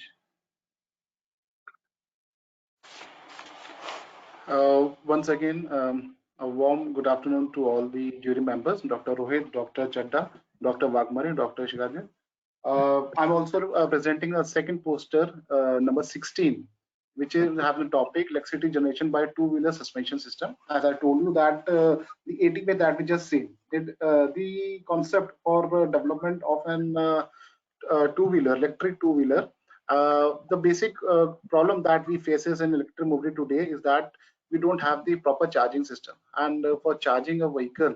So a concept has been devised in this poster by development of electricity by the telescopic force suspension system we have used, and we have arranged a mechanism along with the suspension system. So whenever there is a jerk in a suspension system, the electricity will be produced.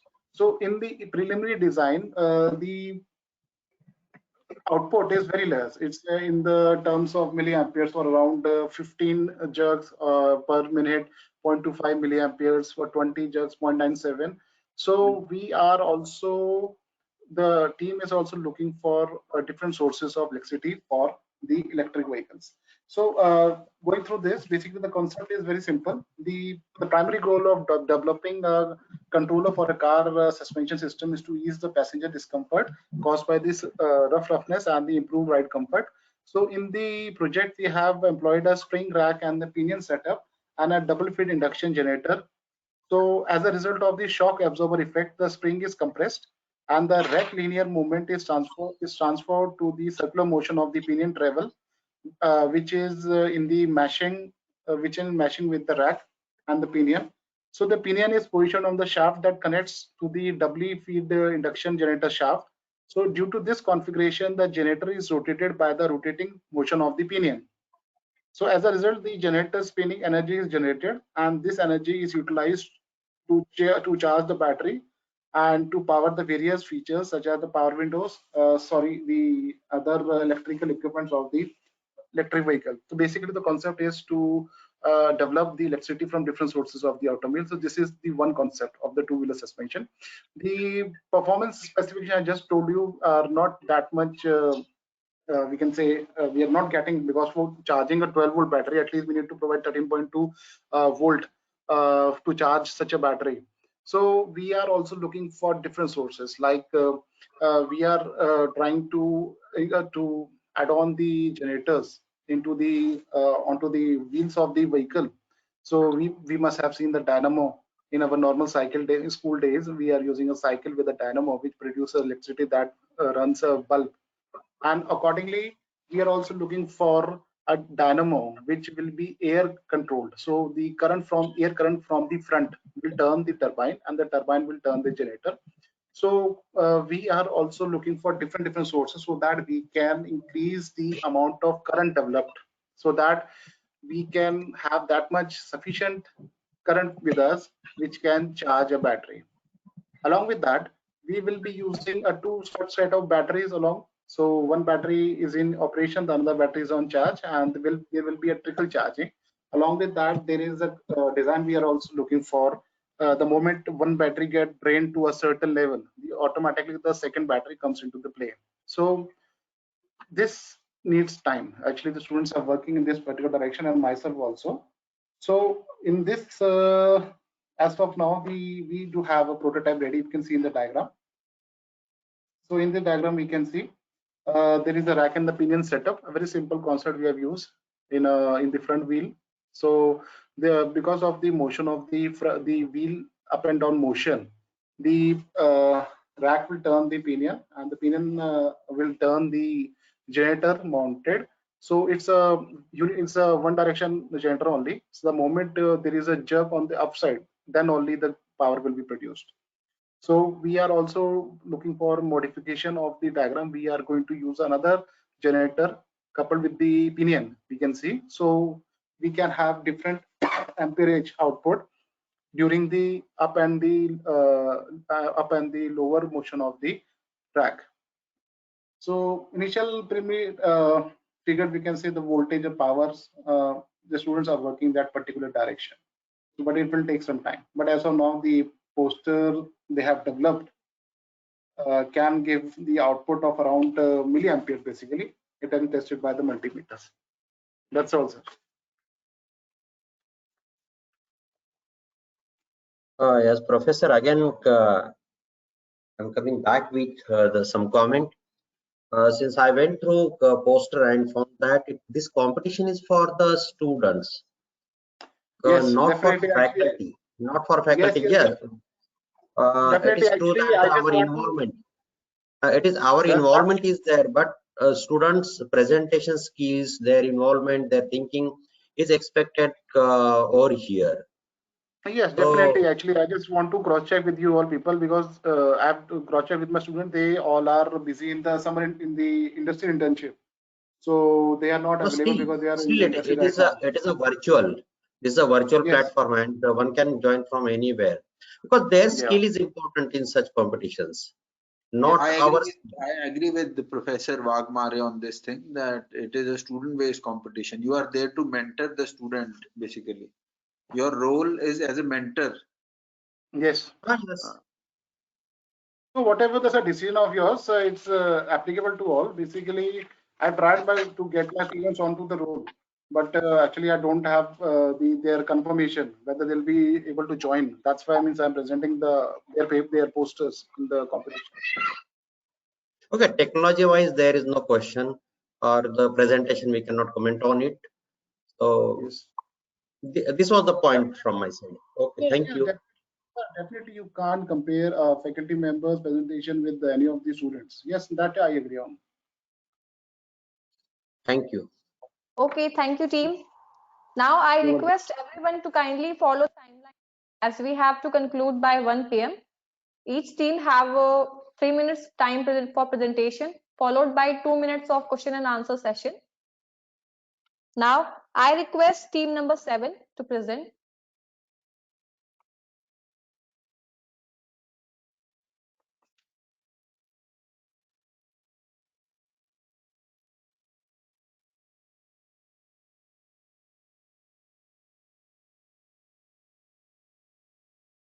Team number 7, kindly share your screen. Yeah, ma'am. Can you see my screen? No, not No yet. screen.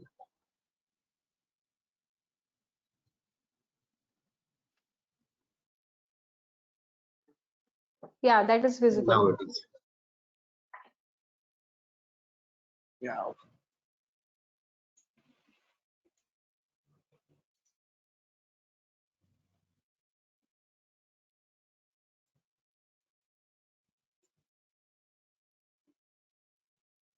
Good morning, everybody, and jury members. I'm Javed Firnas from Sri Krishna College of Engineering Technology, Coimbatore, Tamil Nadu. Today, I'm here to present about copper-free brake pads in using in automobiles. The reason for this topic is copper have several effects in environmental issues which affect aquatic life. So in order to reduce copper in brake pads, I have incorporated some more composites ingredients in the brake pad composites. So let's go for it. The problem is brake pad produce brake dust during wear. The tiny particles from the brake pads deposit in the brake disc. While water bodies enters the brake pad, it will run in the roads, and this leads to mix with the aquatic life during rainfalls or any some other water bodies. So environmental studies says that there is an adverse effect that copper is toxic to aquatic life. If we consume water, aquatic fishes will also have severe effect in lungs. So I have taken this. Okay, my aim is to fabricate copper-free brake pad using uh, natural fibers like basalt fiber and ornament pulp, varying by additives like 3 stainless steel ingredients like SS316, SS434, and SS410. This is primary ingredients. For brake pads, there is a parent ingredients like binder, filler, additives, abrasives, lubricants. For in under binder, there may be numerous material ingredients we can incorporate. I have incorporated phenolic resin. For fillers, barite, vermiculate, calcium silicate, potassium titanate. For additive basis, basalt fiber, armid pulp, and 3-grade stainless steel particles. Abrasives like pan fibers, alumina, friction dust, crumb rubber. Lubricants. Lubricants have made natural graphite.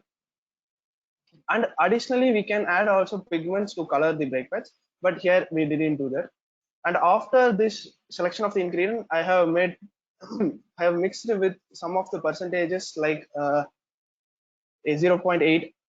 The percentages varies according to the requirement, and by mixing this, I have fed into the hot press molding technique, and I made a copper brake pad. After that, I have given to the testing.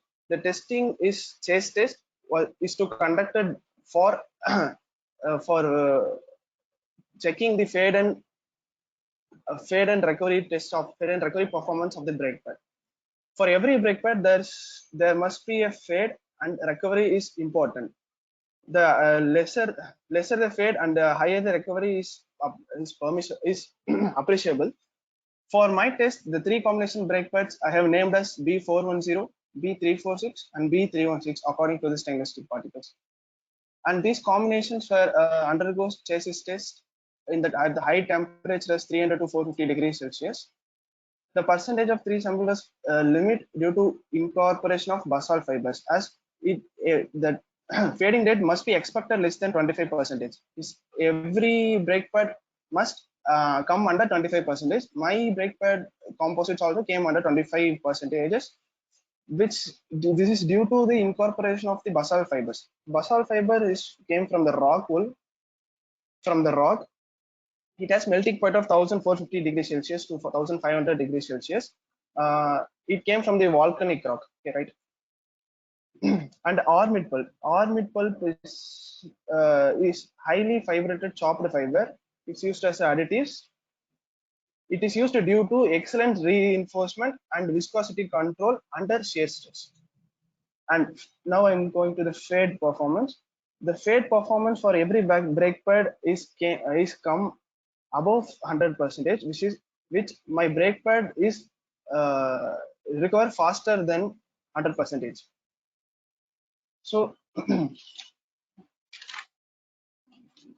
okay, now here concluded that the basalt fiber armid pulp with varying 3 stainless steel grades are formulated and processed to fabricate brake pad to expose chase test. The fade and recovery test reveals the brake pad B34 shows the best among the other combinations because of its faster recovery and lesser fade at high temperature.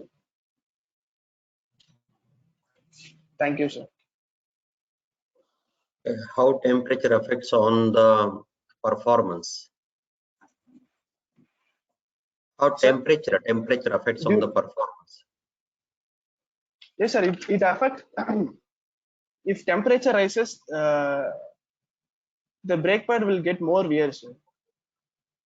So I have to overcome the temperature as well as that wear performance. So if the temperature high also, my brake pad should withstand that temperature. So that's why we have incorporated these and all to withstand wear at high temperatures. So my above 450 degrees Celsius also, the brake pad will withstand, sir.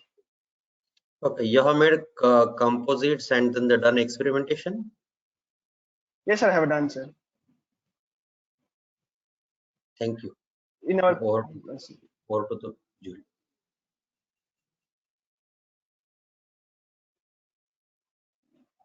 So when we say the word characterization, there are some specific studies in material science that are carried out. So have you done those also? Same yes, sir, studies? material study have done. Some my SCM. mentor guided me, sir. Yes, sir. Okay. Guided me in that I find this characterization. is a good project. However, I mean, this is a good poster. Oh, thank you, sir. Okay, thank you, team. Now I request Thank you. team number 10 to present.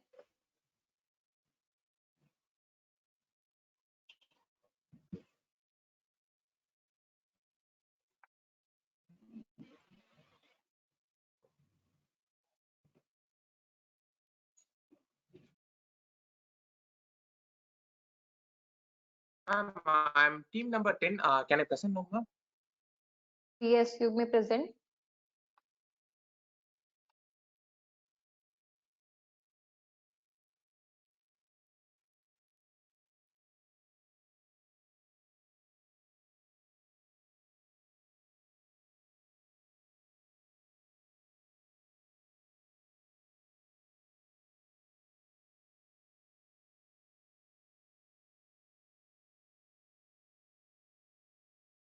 Team number 10, kindly share your screen. Voice And is not. unmute yourself.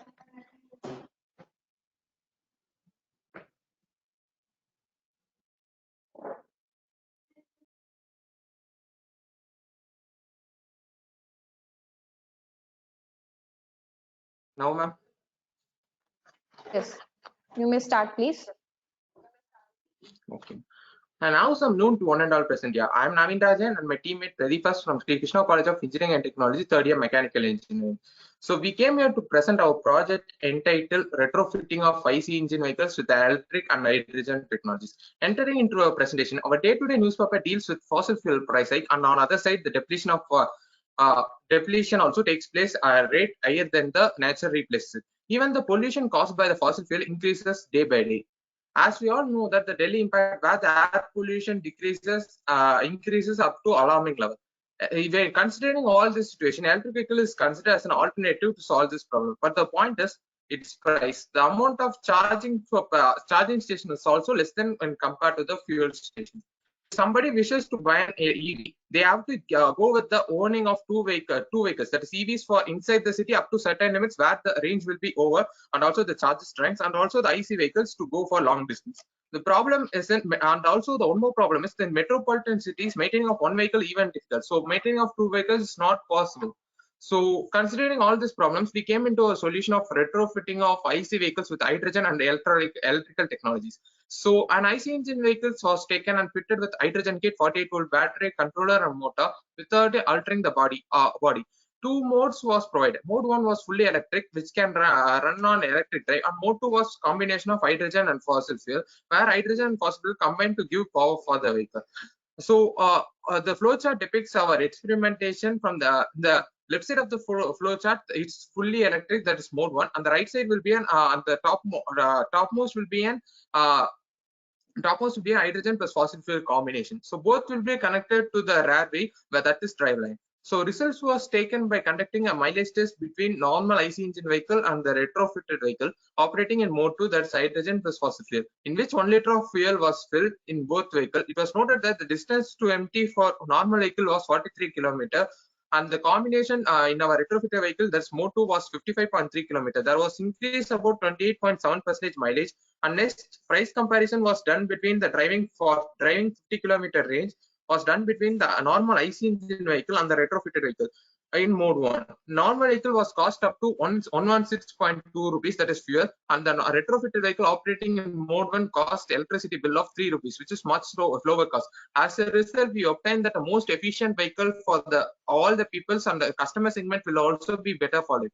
As conclusion, we state that we all consider that electric vehicle will be the future of automobile industry, but we all forget that if everyone goes for electric, there will be a demand in electricity too, and nothing can stop at the moment, because IC engines also has its unique advantage. Considering all this situation, hybrid vehicles have better future in automobile industry. The mileage test depict that the retrofitted vehicle is more efficient and user friendly, and price states that it's much cheaper. Retrofitted vehicle also causes less pollution when compared to the IC, as complete burning as fuel was seen. So this we consider that hybrid vehicle will be the future of our automobile industry. Thank you, sir. So I would like to play our prototype video. So you are presenting the concept, or you worked on it? Sir, we worked, and also we are planning to start a startup on it, sir. We also applied for the funding Nidhi Prayas, and the fund is about to grant, sir. We did our prototype also, sir. So it is a plan. Now coming to Yes, the sir. one word, the retrofitting. The retrofitting, what exactly Yes, that you understand? So actually, a retrofitting means we are taking the existing ICE engine vehicles and we are retrofitting our own technologies to build a more efficient vehicle. That's the meaning of retrofitting we used here, sir. So how A much modification in existing vehicles. how much modification is expected in the retrofitting? So How many retrofitting, changes there is an arised, sir. How many changes are expected in the retrofitting? Actually, we built in based upon AS 123 array statement that are stated in their website, sir. So we built it with our technologies as they mentioned electric motor and the batteries, everything safety concern was concerned, and we built it based upon that, sir. Since you are adding electric and hydrogen technologies, these are in large, yes, sir. And then almost everything is changed from the existing system. That's why I raised this question. Okay, thank you. Now over to Jury. Naveen Raj. Yes, sir. Okay. First of all, yes, sir. It's a fantastic presentation. In sync with the theme, mobility of today and Thanks, tomorrow. sir. Thank you so much, sir. So definitely I agree that yes, hybrid is the way forward and does go ahead and answer yes, a lot of challenges. So yeah, good job. Yes, sure. Thanks, sir. Thanks for it, sir.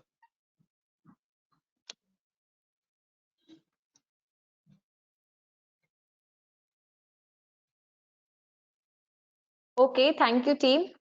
There is one information for jury, as team number 8 and team number 9 has cancelled.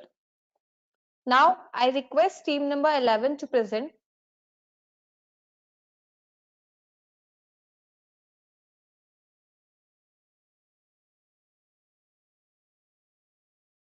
Good morning, everyone. Can you all see my screen? Yes, you may start, please. Yeah, first of all, good morning, everyone, and thank you for providing me this opportunity, the panelists and the guests. I'm Ayush Adija from Team 11, and I'm presenting on behalf of Nikhil Singh as he is currently unavailable. So I would like to start. So as the world of automobile industry is moving towards combustion-free engines, i.e. electric vehicles, the revolution has already begun and we need to be ready for it. Cruiser or bobber or heavy motorcycles is a segment that is majorly enjoyed throughout the world. We have already seen almost every segment of bikes in electric form, but we have only scratched the tip of the iceberg. There are a lot of areas to be researched and developed and enhanced when speaking of electric two-wheelers. We took the advantage of this opportunity and made our best effort to design a more ergonomic, cost-effective, strong, and space-effective two-wheeler chassis. We did a lot of market research and learned about the materials that are currently used in the market, all the load and stresses that a two-wheeler goes through during its life, and the current design of a heavy cruiser two-wheeler. We present a new design for electric two-wheeler bobber chassis that we designed on Fusion 360, and we did the stress analysis tests of the chassis and reduced the weight by 15 kg, which is roughly 25% reduction of the already existing chassis in the market, without compromising its strength, obviously. And as the electric two-wheeler use lesser components as compared to their ICE counterparts, we have extra space available, which we can use for storage, which is basically all the chargers or maybe a toolkit. We use the material steel ASTM A913 for cost effectiveness, and for more weight effectiveness, aluminium 7075, and took in account the weight of all the components of an electric two-wheeler and the weight of the rider, and performed all the stress and load simulations for up to 300 kg, or should we say 2943 Newton. And the results prove that the chassis can withstand such loads for very long periods without bending or breaking. We designed this chassis specifically keeping the mid-range electric two-wheeler market in mind to provide everyone a chance to ride the bobber bikes without having to spend large amounts of money on the already existing expensive bobber or cruiser bikes in the market. This frame can easily adopted as a main design of companies, or some minor modifications can be made, as this chassis provides high scope of customization according to the needs of the companies. And we could see a lot of electric cruiser two-wheelers on the road in the future with the help of our design. That is all from my side. Thank you. I would like to welcome all the questions that you all have.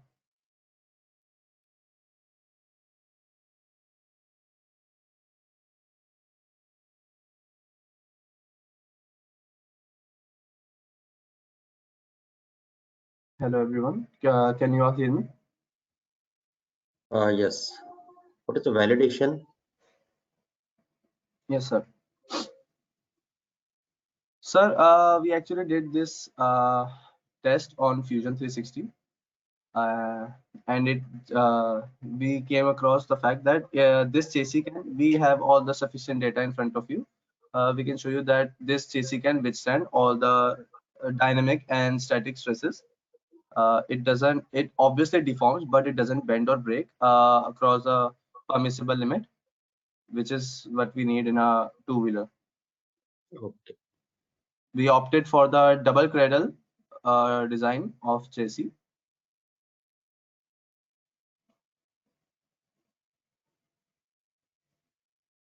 Thank you. All right, that is from my side. If you have any questions, I would like to answer them.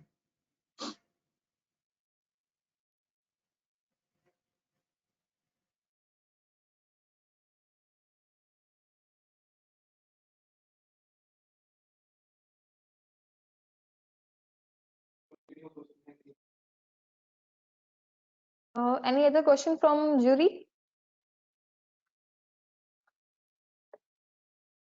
Nothing. Okay, sir. Thank you, team. Now I request team number 12 to present.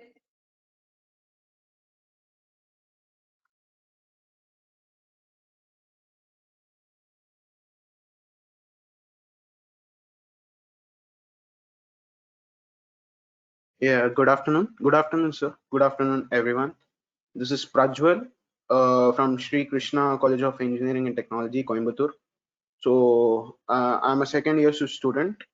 My concept is regarding vehicle-to-vehicle collision detector. This is mostly based on the hit and run cases, the accidents that happen on daily highways, on roads, even in normal roads when the vehicles are parked. It is very hard to find out who the one who has hit and who run. So the main aim, I'll just come to the aim. Road traffic accidents are largely driven by human error. This is basically because of it cannot be controlled by any automation or the real time right now technology. So the thing is, this is just similar to all the sensors available in the cars. Let me come to the available sensors in the cars or in the vehicles. ECU, which is the main part. Coming to the sensors, the proximity sensor, the accident sensors. These are the sensors which is already available. Apart from this, what the I won't be telling this as a sensor. I'll mention it to be a detector. So this detector is just similar to all the other sensors, but the thing is, when during the accident, just before the accident, when the vehicles are moving, when there is a 10 to 15-meter gap between the two vehicles, so the proximity sensor starts alerting us. So there's some vehicle which is approaching nearby. That is the existing technology right now. And in case there's an accident met, and the person who has hit the car and he just moves on, it need not to be only car. It's majorly based on lorries, which are lorries in highways. They just hit and they pass by. It is very hard to catch him unless there's no any proof or like the CC recordings. So when this happened, this vehicle to vehicle collision detector, which I can based on any ultrasonic radiation or the RFID RFID, like how the FASTag is. These radiations, they just overlap, and once the collision is done, both the vehicles are given with unique RFID or ultrasonic ID.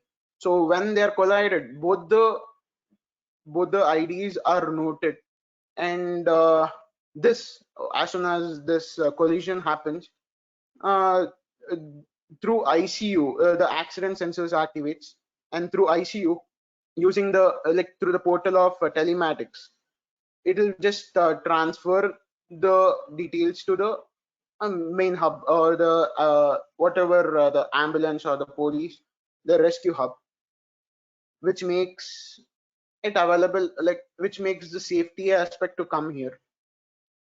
So this is the concept actually, and I'm yet to work on it, but it's we have started working on it due to the COVID and other reasons.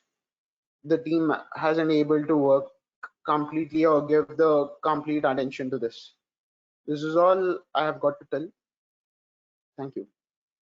Any examples? Examples regarding this. So let me give an example. Just an example. In a highway, when the lorry just passes by, hits the two-wheeler or three-wheeler or four-wheeler, and he just moves on. This is when this person who is hit, he has this vehicle collision detector, and as soon as the lorry is hit, it notes down the unique code of the lorries. So this, as soon as it is hit, even when it is since it is an accident, through telematics, it is obviously, it will be passed on to the police or any rescue hub, and the details of the lorry, all the details, because even he'll be having it. This is a plan to set up, make it mandatory to every vehicle, like how the FASTag is right now. Okay, any standards related to this at the national or international level? Have you come across? I didn't get you, sir. Any standards? No, sir. Not worked on any particular standards right now. Okay. Okay. Thanks. Hi, Prajwal. Yes, sir. Hello. Prajwal, okay, overall, we have seen your presentation. So this is in no way alerting a vehicle pre-collision. It is only capturing data post-collision. No, the pre-vehicle alertion is already existing with the proximity sensor.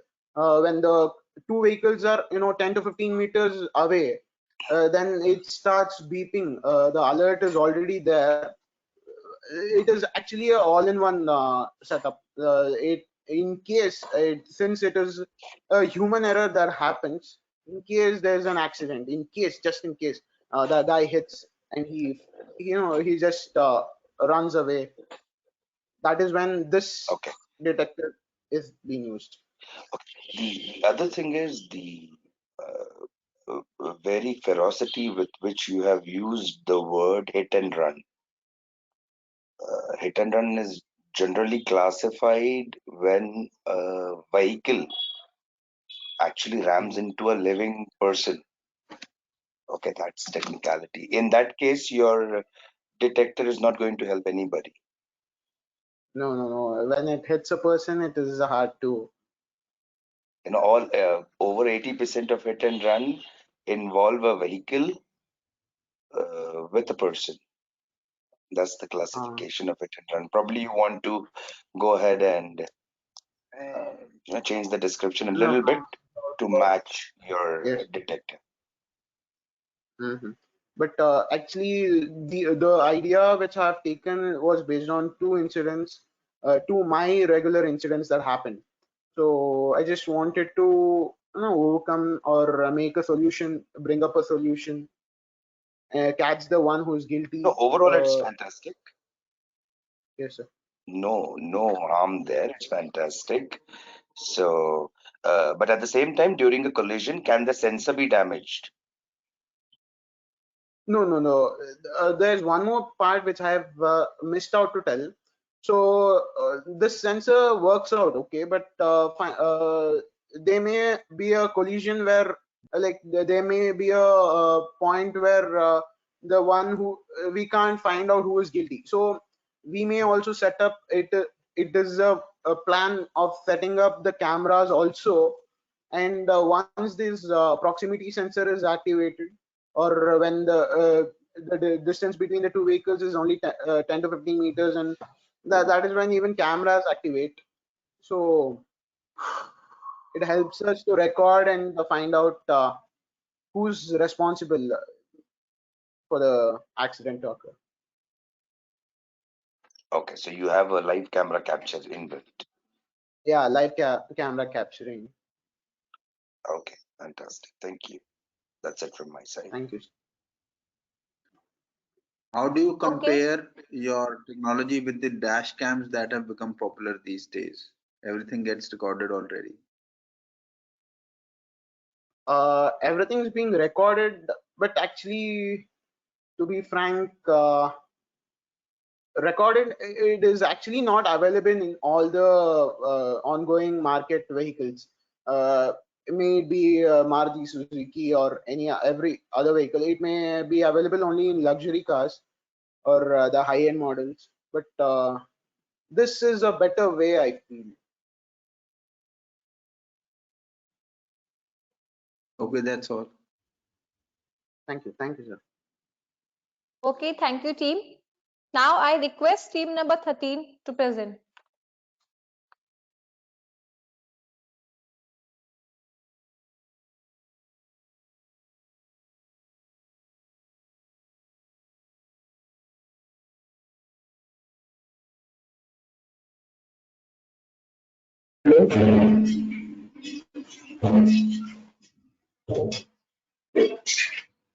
Hello.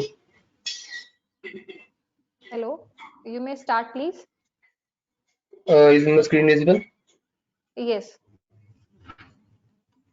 Okay. So, good afternoon to everyone. I'm Shubham Thakur from Manav Rachna Institute of International Institute of Research and Studies, Hyderabad. So, the topic of my profile is design and analysis of solar charging solution for electric mobility, electric vehicles. So, the major challenges that we are facing for functionality and commercialization of electric vehicles is the large time duration which is required for charging.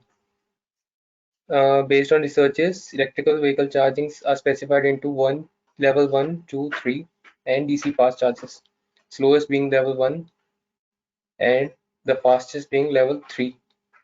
So the government is also taking multiple initiatives for promoting manufacturing and adoption of electric vehicles.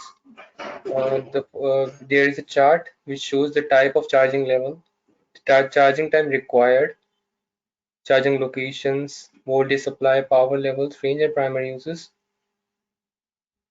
With support of the government, electric vehicles have started penetrating in the Indian market, but the adequate charging infrastructure is one of the key requirements for adoption of electric vehicles in India. Now the objectives will be to enable the faster adoption of electric vehicles, which we can by ensuring safe, reliable, accessible and affordable charging infrastructure. The following figure shows the type of charging stations and their per unit installation cost in lakhs. So we can see that level 1 chargers, which are the slowest, require the least amount of financial infrastructure, which is just 0.3 lakhs for the installation. And the most costly ones will be the DC fast chargers, which mostly have a rating of 100 kilowatt or more, and they have a charging times of just 0.2 to 0.5 hours, and their cost will be somewhere around 15 lakhs. Also, the graph which is shown on the right side, we have the hour of the day and the average power of output of a 10 kilowatt photovoltaic cell, because we are trying to get solar power as the charging unit for our electricity chargers, EV chargers. So from the graph, we can say that the average maximum output would be around 56 kilowatt hour in the month of July, when there is most times of where we can see a sun, and the least output would be somewhere around 5 kilowatt in the month of December, where there is a very low visibility. And for the detail, details, we have taken a charging module, solar power charging module in UT2327 model. Parameters would be which is E. Parameter would be the area of module, and on average is one nominal power somewhere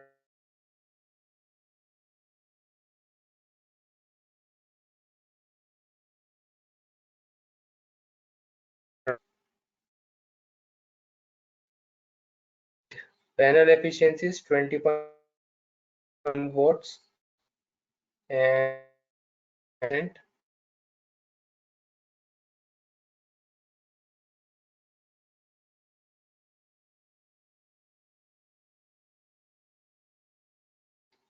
which may be include more research in this area. Rated voltage is 54.7, being 5.98 amperes. Open circuit volts. Voltage current circuit is somewhere around 64.9 volts. Short circuit current 0.46 amperes.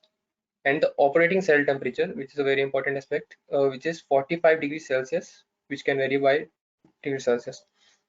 Now the next figure shows the solar panels installed. The look of solar charging station, which has installed, and the corresponding converters, which are used for charging the electric vehicles. And as a conclusion, we can say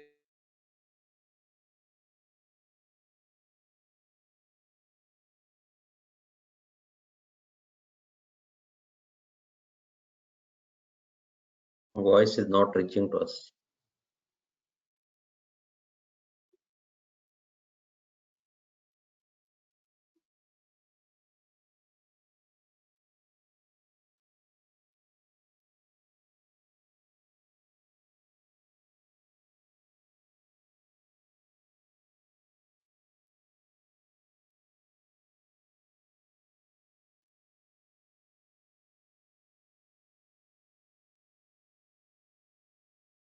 Hello, team number I think 13. we've lost him. hello. Am I audible? Oh, yes. Now, but somewhere you were disconnected. Okay, sir. Hello.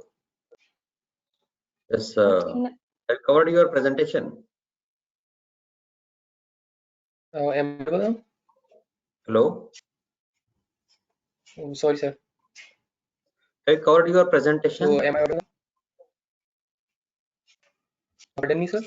Now you are audible, Yes, sir. but you are connecting and disconnecting. Sir, is my presentation not visible? No, it is visible, but your audio, your voice. Sir, is it now visible? Okay, sir. Okay.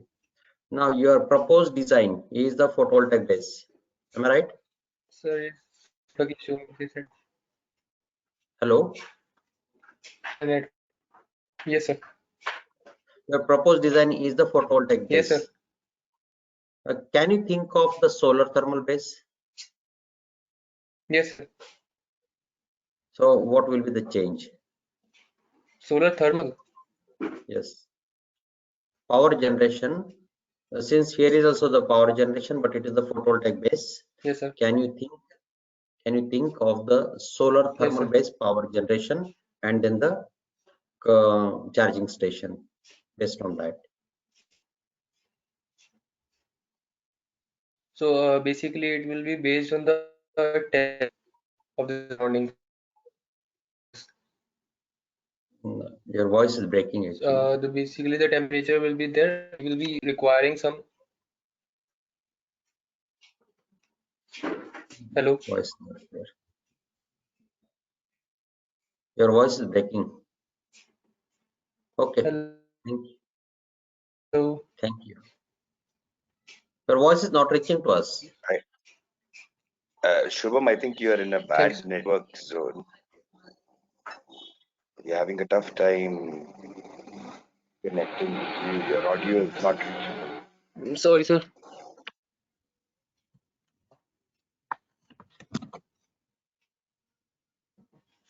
Shall we move on to the next presentation? Okay, thank you, sir. Thank you, team. Now, I request team number 14 to present.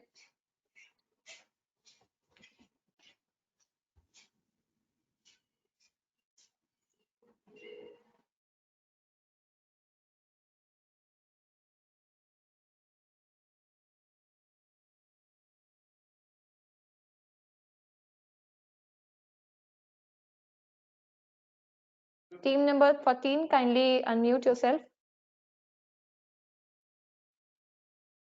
No, not yet. Please unmute yourself.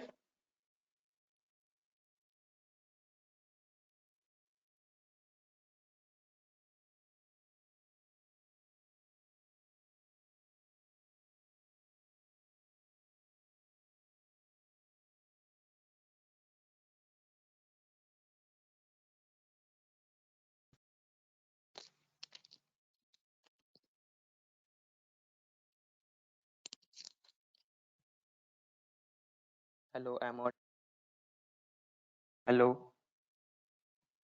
Hello. Yes. Yes, you are audible. Yes, you're audible. One more information for jury. This is our second last presentation for today's event. Okay, sir. You may start, please. Okay, my screen is visible to you. Yes. Yes. So, my dears, now I'm audible. Hello, I'm audible. Team number 14. Continue. You're audible, Tejas. Please continue. Right. So, my dears, what is the today's scenario? As we see, today's increase, everyone is tense about today's increasing rate of fuels and those traffic related issues due to some miscellaneous miscellaneous problems, and those PPP sound blowing behind us, right? And metro city guys are quickly relate to it. So I am Tejas Sonone from Dr. D.Y. Patil Institute of Engineering and Management Research, Pune. My today's topic is mobility solution in auto sector. Let's quick review toward the factors affecting on mobility. Here are some factors which affects the mobility: increasing rate of fuels, increasing rate of traffics due to parking issues, and increasing rate of pollutions. But do not worry about it. We have some possible solution on it. Autonomous driving is one of the best solution regarding to auto mobility in auto sector. We nowadays our media is busy to showing the number of patients are die in corona, some COVID related issue, but they are not showing that number of people that dies in accidents.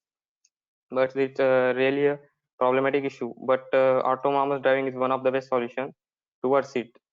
So Tesla is one of the best known industry which is using these techniques, autonomous driving, to reduce the rate of accident. Sorry for interruption.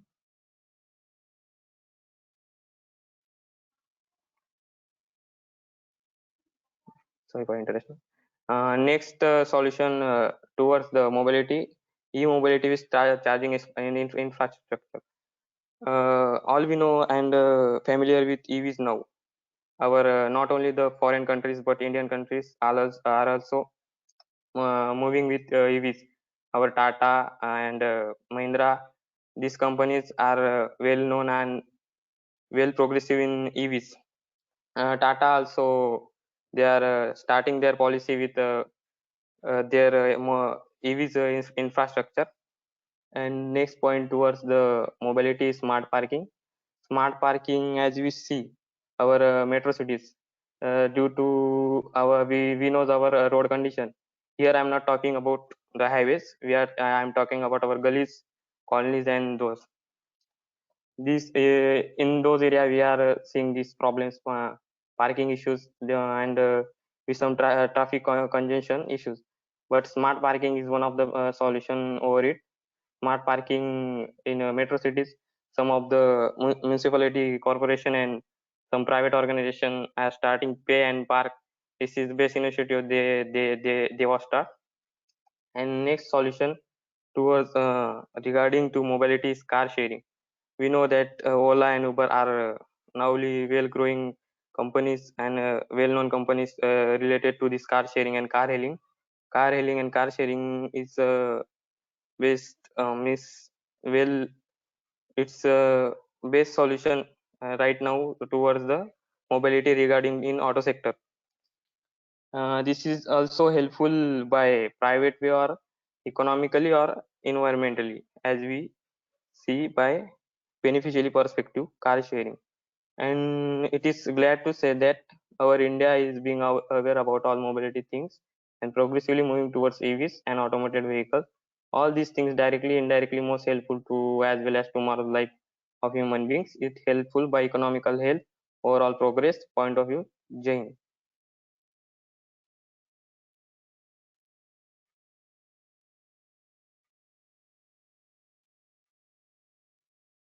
Here I conclude.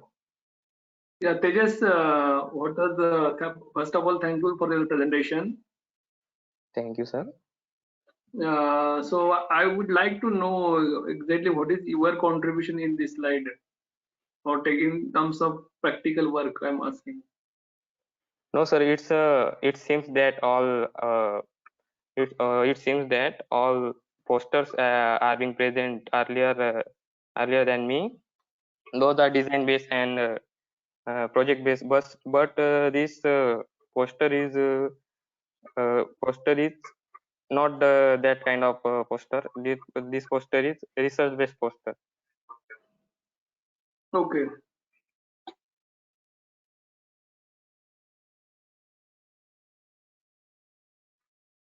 Okay. No question Okay, from my Tejas, side. you are a little, I mean, different. Your poster presentation is very different from what we have seen Right. since the beginning of this particular webinar. That not necessarily mean that you're not on the right track, but since it's a research-based poster, I would just like to ask you one of the solutions that you have put in your poster, car Yes. sharing. Yes. Okay. You think in a country like India it is viable? Yes, sir. We are well known about companies like Uber and Ola. Also, I am also as a student. I also using this car sharing and car hailing.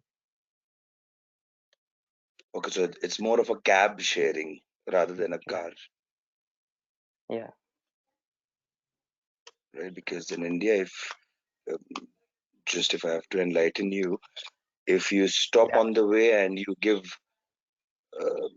a lift to somebody, that's Yes, sir. unlawful, We call it car hailing. Car hailing. right? It's unlawful. You can't do that, Yeah. right? So, but overall, okay, you are on a different tangent, but appreciated. Thank you, sir.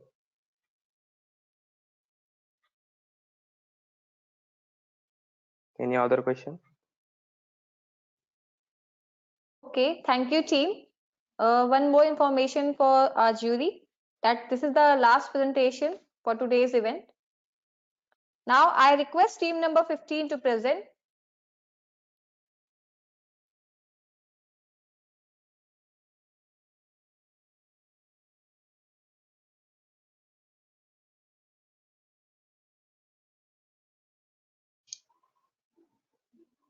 Am I audible and is my presentation visible? You are audible, but the screen is not visible. Is it visible right now? Not yet.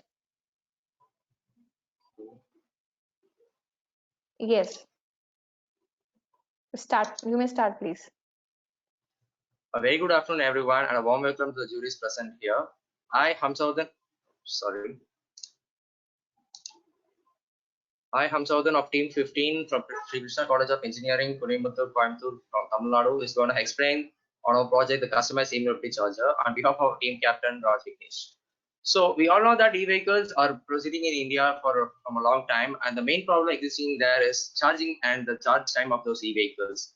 So we all know that we may ride or we may not ride in those e-vehicles, but the charging time of those e-vehicles is extremely long. It may take for hours or overnight to charge those e-vehicles. So the problem statement here is definitely the charging and the charge time of those e-vehicles. So what we are suggesting here is, if we could manipulate the processor present inside the adapter of the e-vehicle chargers or adapters, we could just increase the charge time as per as the user interface or the needs of the user. So let me get into the introduction of the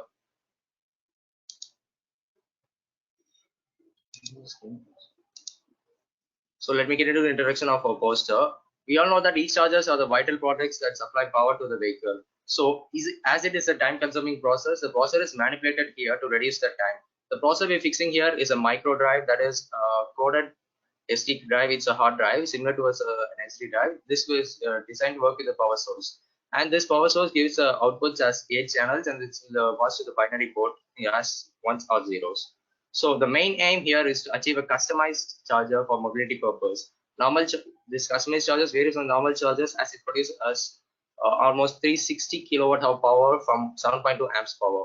So after setting this time interval, the processor will play a major role here by setting the time intervals for the process to get charged. The timer is scheduled to the processor to break the supply of the battery. So if the user has to charge his vehicle from 30%, 50% in 5 to 10 minutes of time, he can set the time interval and the charging speed so that it adapts accordingly. The processor adapts accordingly and sets the time interval to fast charge the vehicle. And also various charging modes are processed based on the user's energy needs or schedule. User can interact with this charger from an adapter or just a power source buttons or using any AI through his phone. So to create this wireless charger, we are going to make a processor fit into the adapter, and also we are going to control the transmitting radiation waves, that is the transmitting waves, to get them coupled so that the time can be decreased. How this process works is that 7.2 amps charger gets the input of 220 volts current, which is passed to the processor here, which is a micro drive timer. This processor gets in the input from the user, which is used to time the charging of the vehicle, and then the charging time or the speed of the electric current is increased to get into the e-vehicle charging port. So therefore, the vehicle can be charged easily and the time can be reduced, and all things that the business plan can be done accordingly. So what's the summary of objective is that it ensures a customer and a customized product-based interface, and an e-mobility charging portal or an e-mobility charging battery adapter can be found. And I totally say that it's completely safe product to the customer, as no complaints have been come to our practical explanations or experimentations. And this developed e-batteries can be as much efficient more than that of normal existing e-batteries, such that it may charge the battery within 10 to 15 minutes. So the greatest charging power here is 360 kilowatt hour, and we are processing is 365 kilowatt hour. So definitely that will be fast charging and reducing the charge of the time. So that's it for my presentation, and I'm going to conclude that according to outcomes that our experiments we have performed, the battery cycle won't get affected. For example, if we have a fast charging 65 watt fast charging for mobile phones, and what happens is that even the current power increases, the same amount of current is transferred to the phone. But here what we're doing is we're increasing the time so that even if the adapter is the same, the time is only getting increased and the battery won't be damaged here. So this will allow the current supply when the digital signals are only once, that is, if the digital signals are only true, it will allow the current supply to the battery and the vehicle gets charged. So that's it, and I open to any questions on it. How battery efficiency is calculated? Sir, I can get you, sir. How battery efficiency is calculated? So battery efficiency normally is generally calculated by the ratio of output and input, sir. But here, since the time is getting processed, the processor output also gets a role to play in here, sir.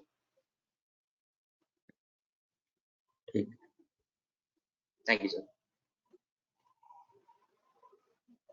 In what sense it is customized? Sir, pardon? In what sense it is customized? Sir, a normal charger will have just an adapter, a charging cable, and a battery dock. And here we are going to insert a processor, sir. This processor is completely like a hardware drive, that is a micro drive timer. And this processor gets user interface through any phone apps or any like a charging dock, the charging buttons that, for example, if you take a car, we have AC tuning points or any AC tuning buttons that increases the speed of the AC. So similarly, we have a similar connection to this to the processor that may increase the time charging of the battery, sir. So in that way, it's getting customized.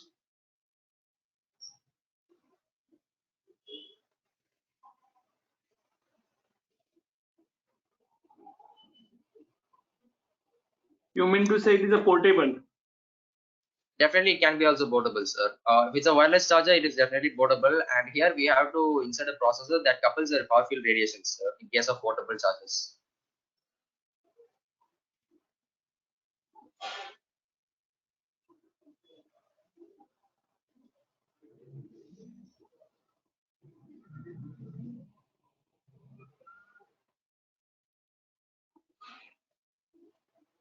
Excuse me, sir.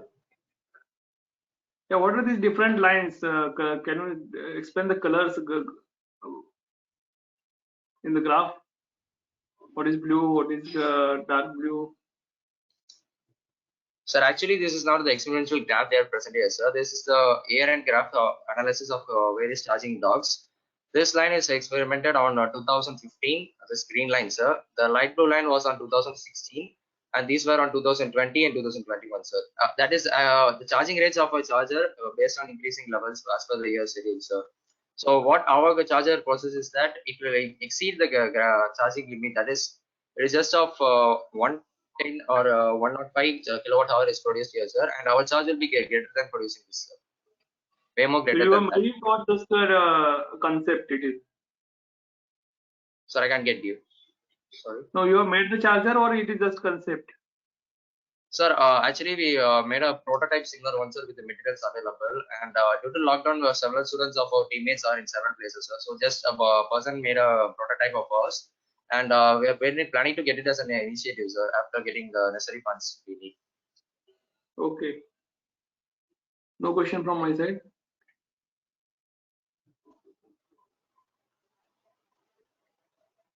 Any more question from jury?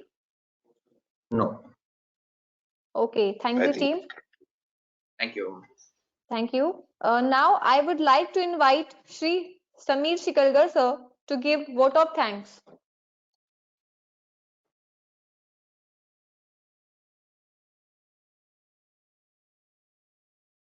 Am I audible? Yes, sir. Yes, you are audible, sir. Yeah. Good afternoon, all.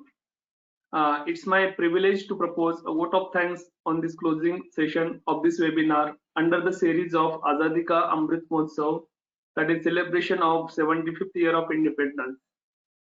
While coming to an end in last few hours, we've gone through various new ideas from innovative automotive passionate engineers. These ideas were quite impressive, like auto on-off headlights, exhaust emission reduction techniques, vehicle collision detector in hit and run case, and portable chargers like that. These are not only problems of automotive industry, but also of common public who can be benefited. This is the culture what we have to foster in students with support of academia and industry by conducting special autothons. Through this event, I appeal more and more participation of students, academia and industry, so that students can divert themselves towards startup and business culture instead of pursuing for a regular job. Through this only we can achieve Atmanirbhar Bharat mission. I, on behalf of ICAT, extend a very hearty vote of thanks to all students, their mentors, college administrations for presenting their ideas and enriching this webinar with their remarkable works. The last few hours have been full of technical knowledge, and I'm sure all of you have learned many takeaways. We are very thankful to Chief Guest Dr. Nupur Prakash for her special address and Dr. Rohit Singh Lathar for launch of Autothons. Also, I'm thankful to all our jury members Dr. Rohit Singh, Shri Ashish Chadda, MD, Wheeler Cleaner, Shri Avinash Wagmare, Associate Professor, Head CIPT, AISS College, for taking out time from their busy schedule and gracing the event. I am also thankful to our director, Mr. Dinesh Tyagi, for inspiring us to do these kind of events which will promote innovative minds of students. I am also thankful to Ms. Pamela Tiku, Chief Business Officer of ICAT, for her mentorship and welcome address. Last but not least, I would like to acknowledge the organizing team, Anurag Jain, Krishna Govind, and Vibhu at ICAT for their remarkable effort to make this event happen. As ICAT is having quite huge experience in automotive testing, we would like to extend our support to student and academic community as an industry partner. Wish you all a very wonderful day ahead. Thank you. I once again thanks Sri Pamela Tikku and Dr. Nupur Prakash for gracing the occasion and our jury members for their kind presence and support. A special thanks to all the participating teams for their active participation and presentation with innovative ideas. So, I, Astha, on behalf of organizing committee of ICAT, say goodbye to all of you. Thank you, everyone. Thank you. Thank you. Thank you, sir. Have a great day ahead.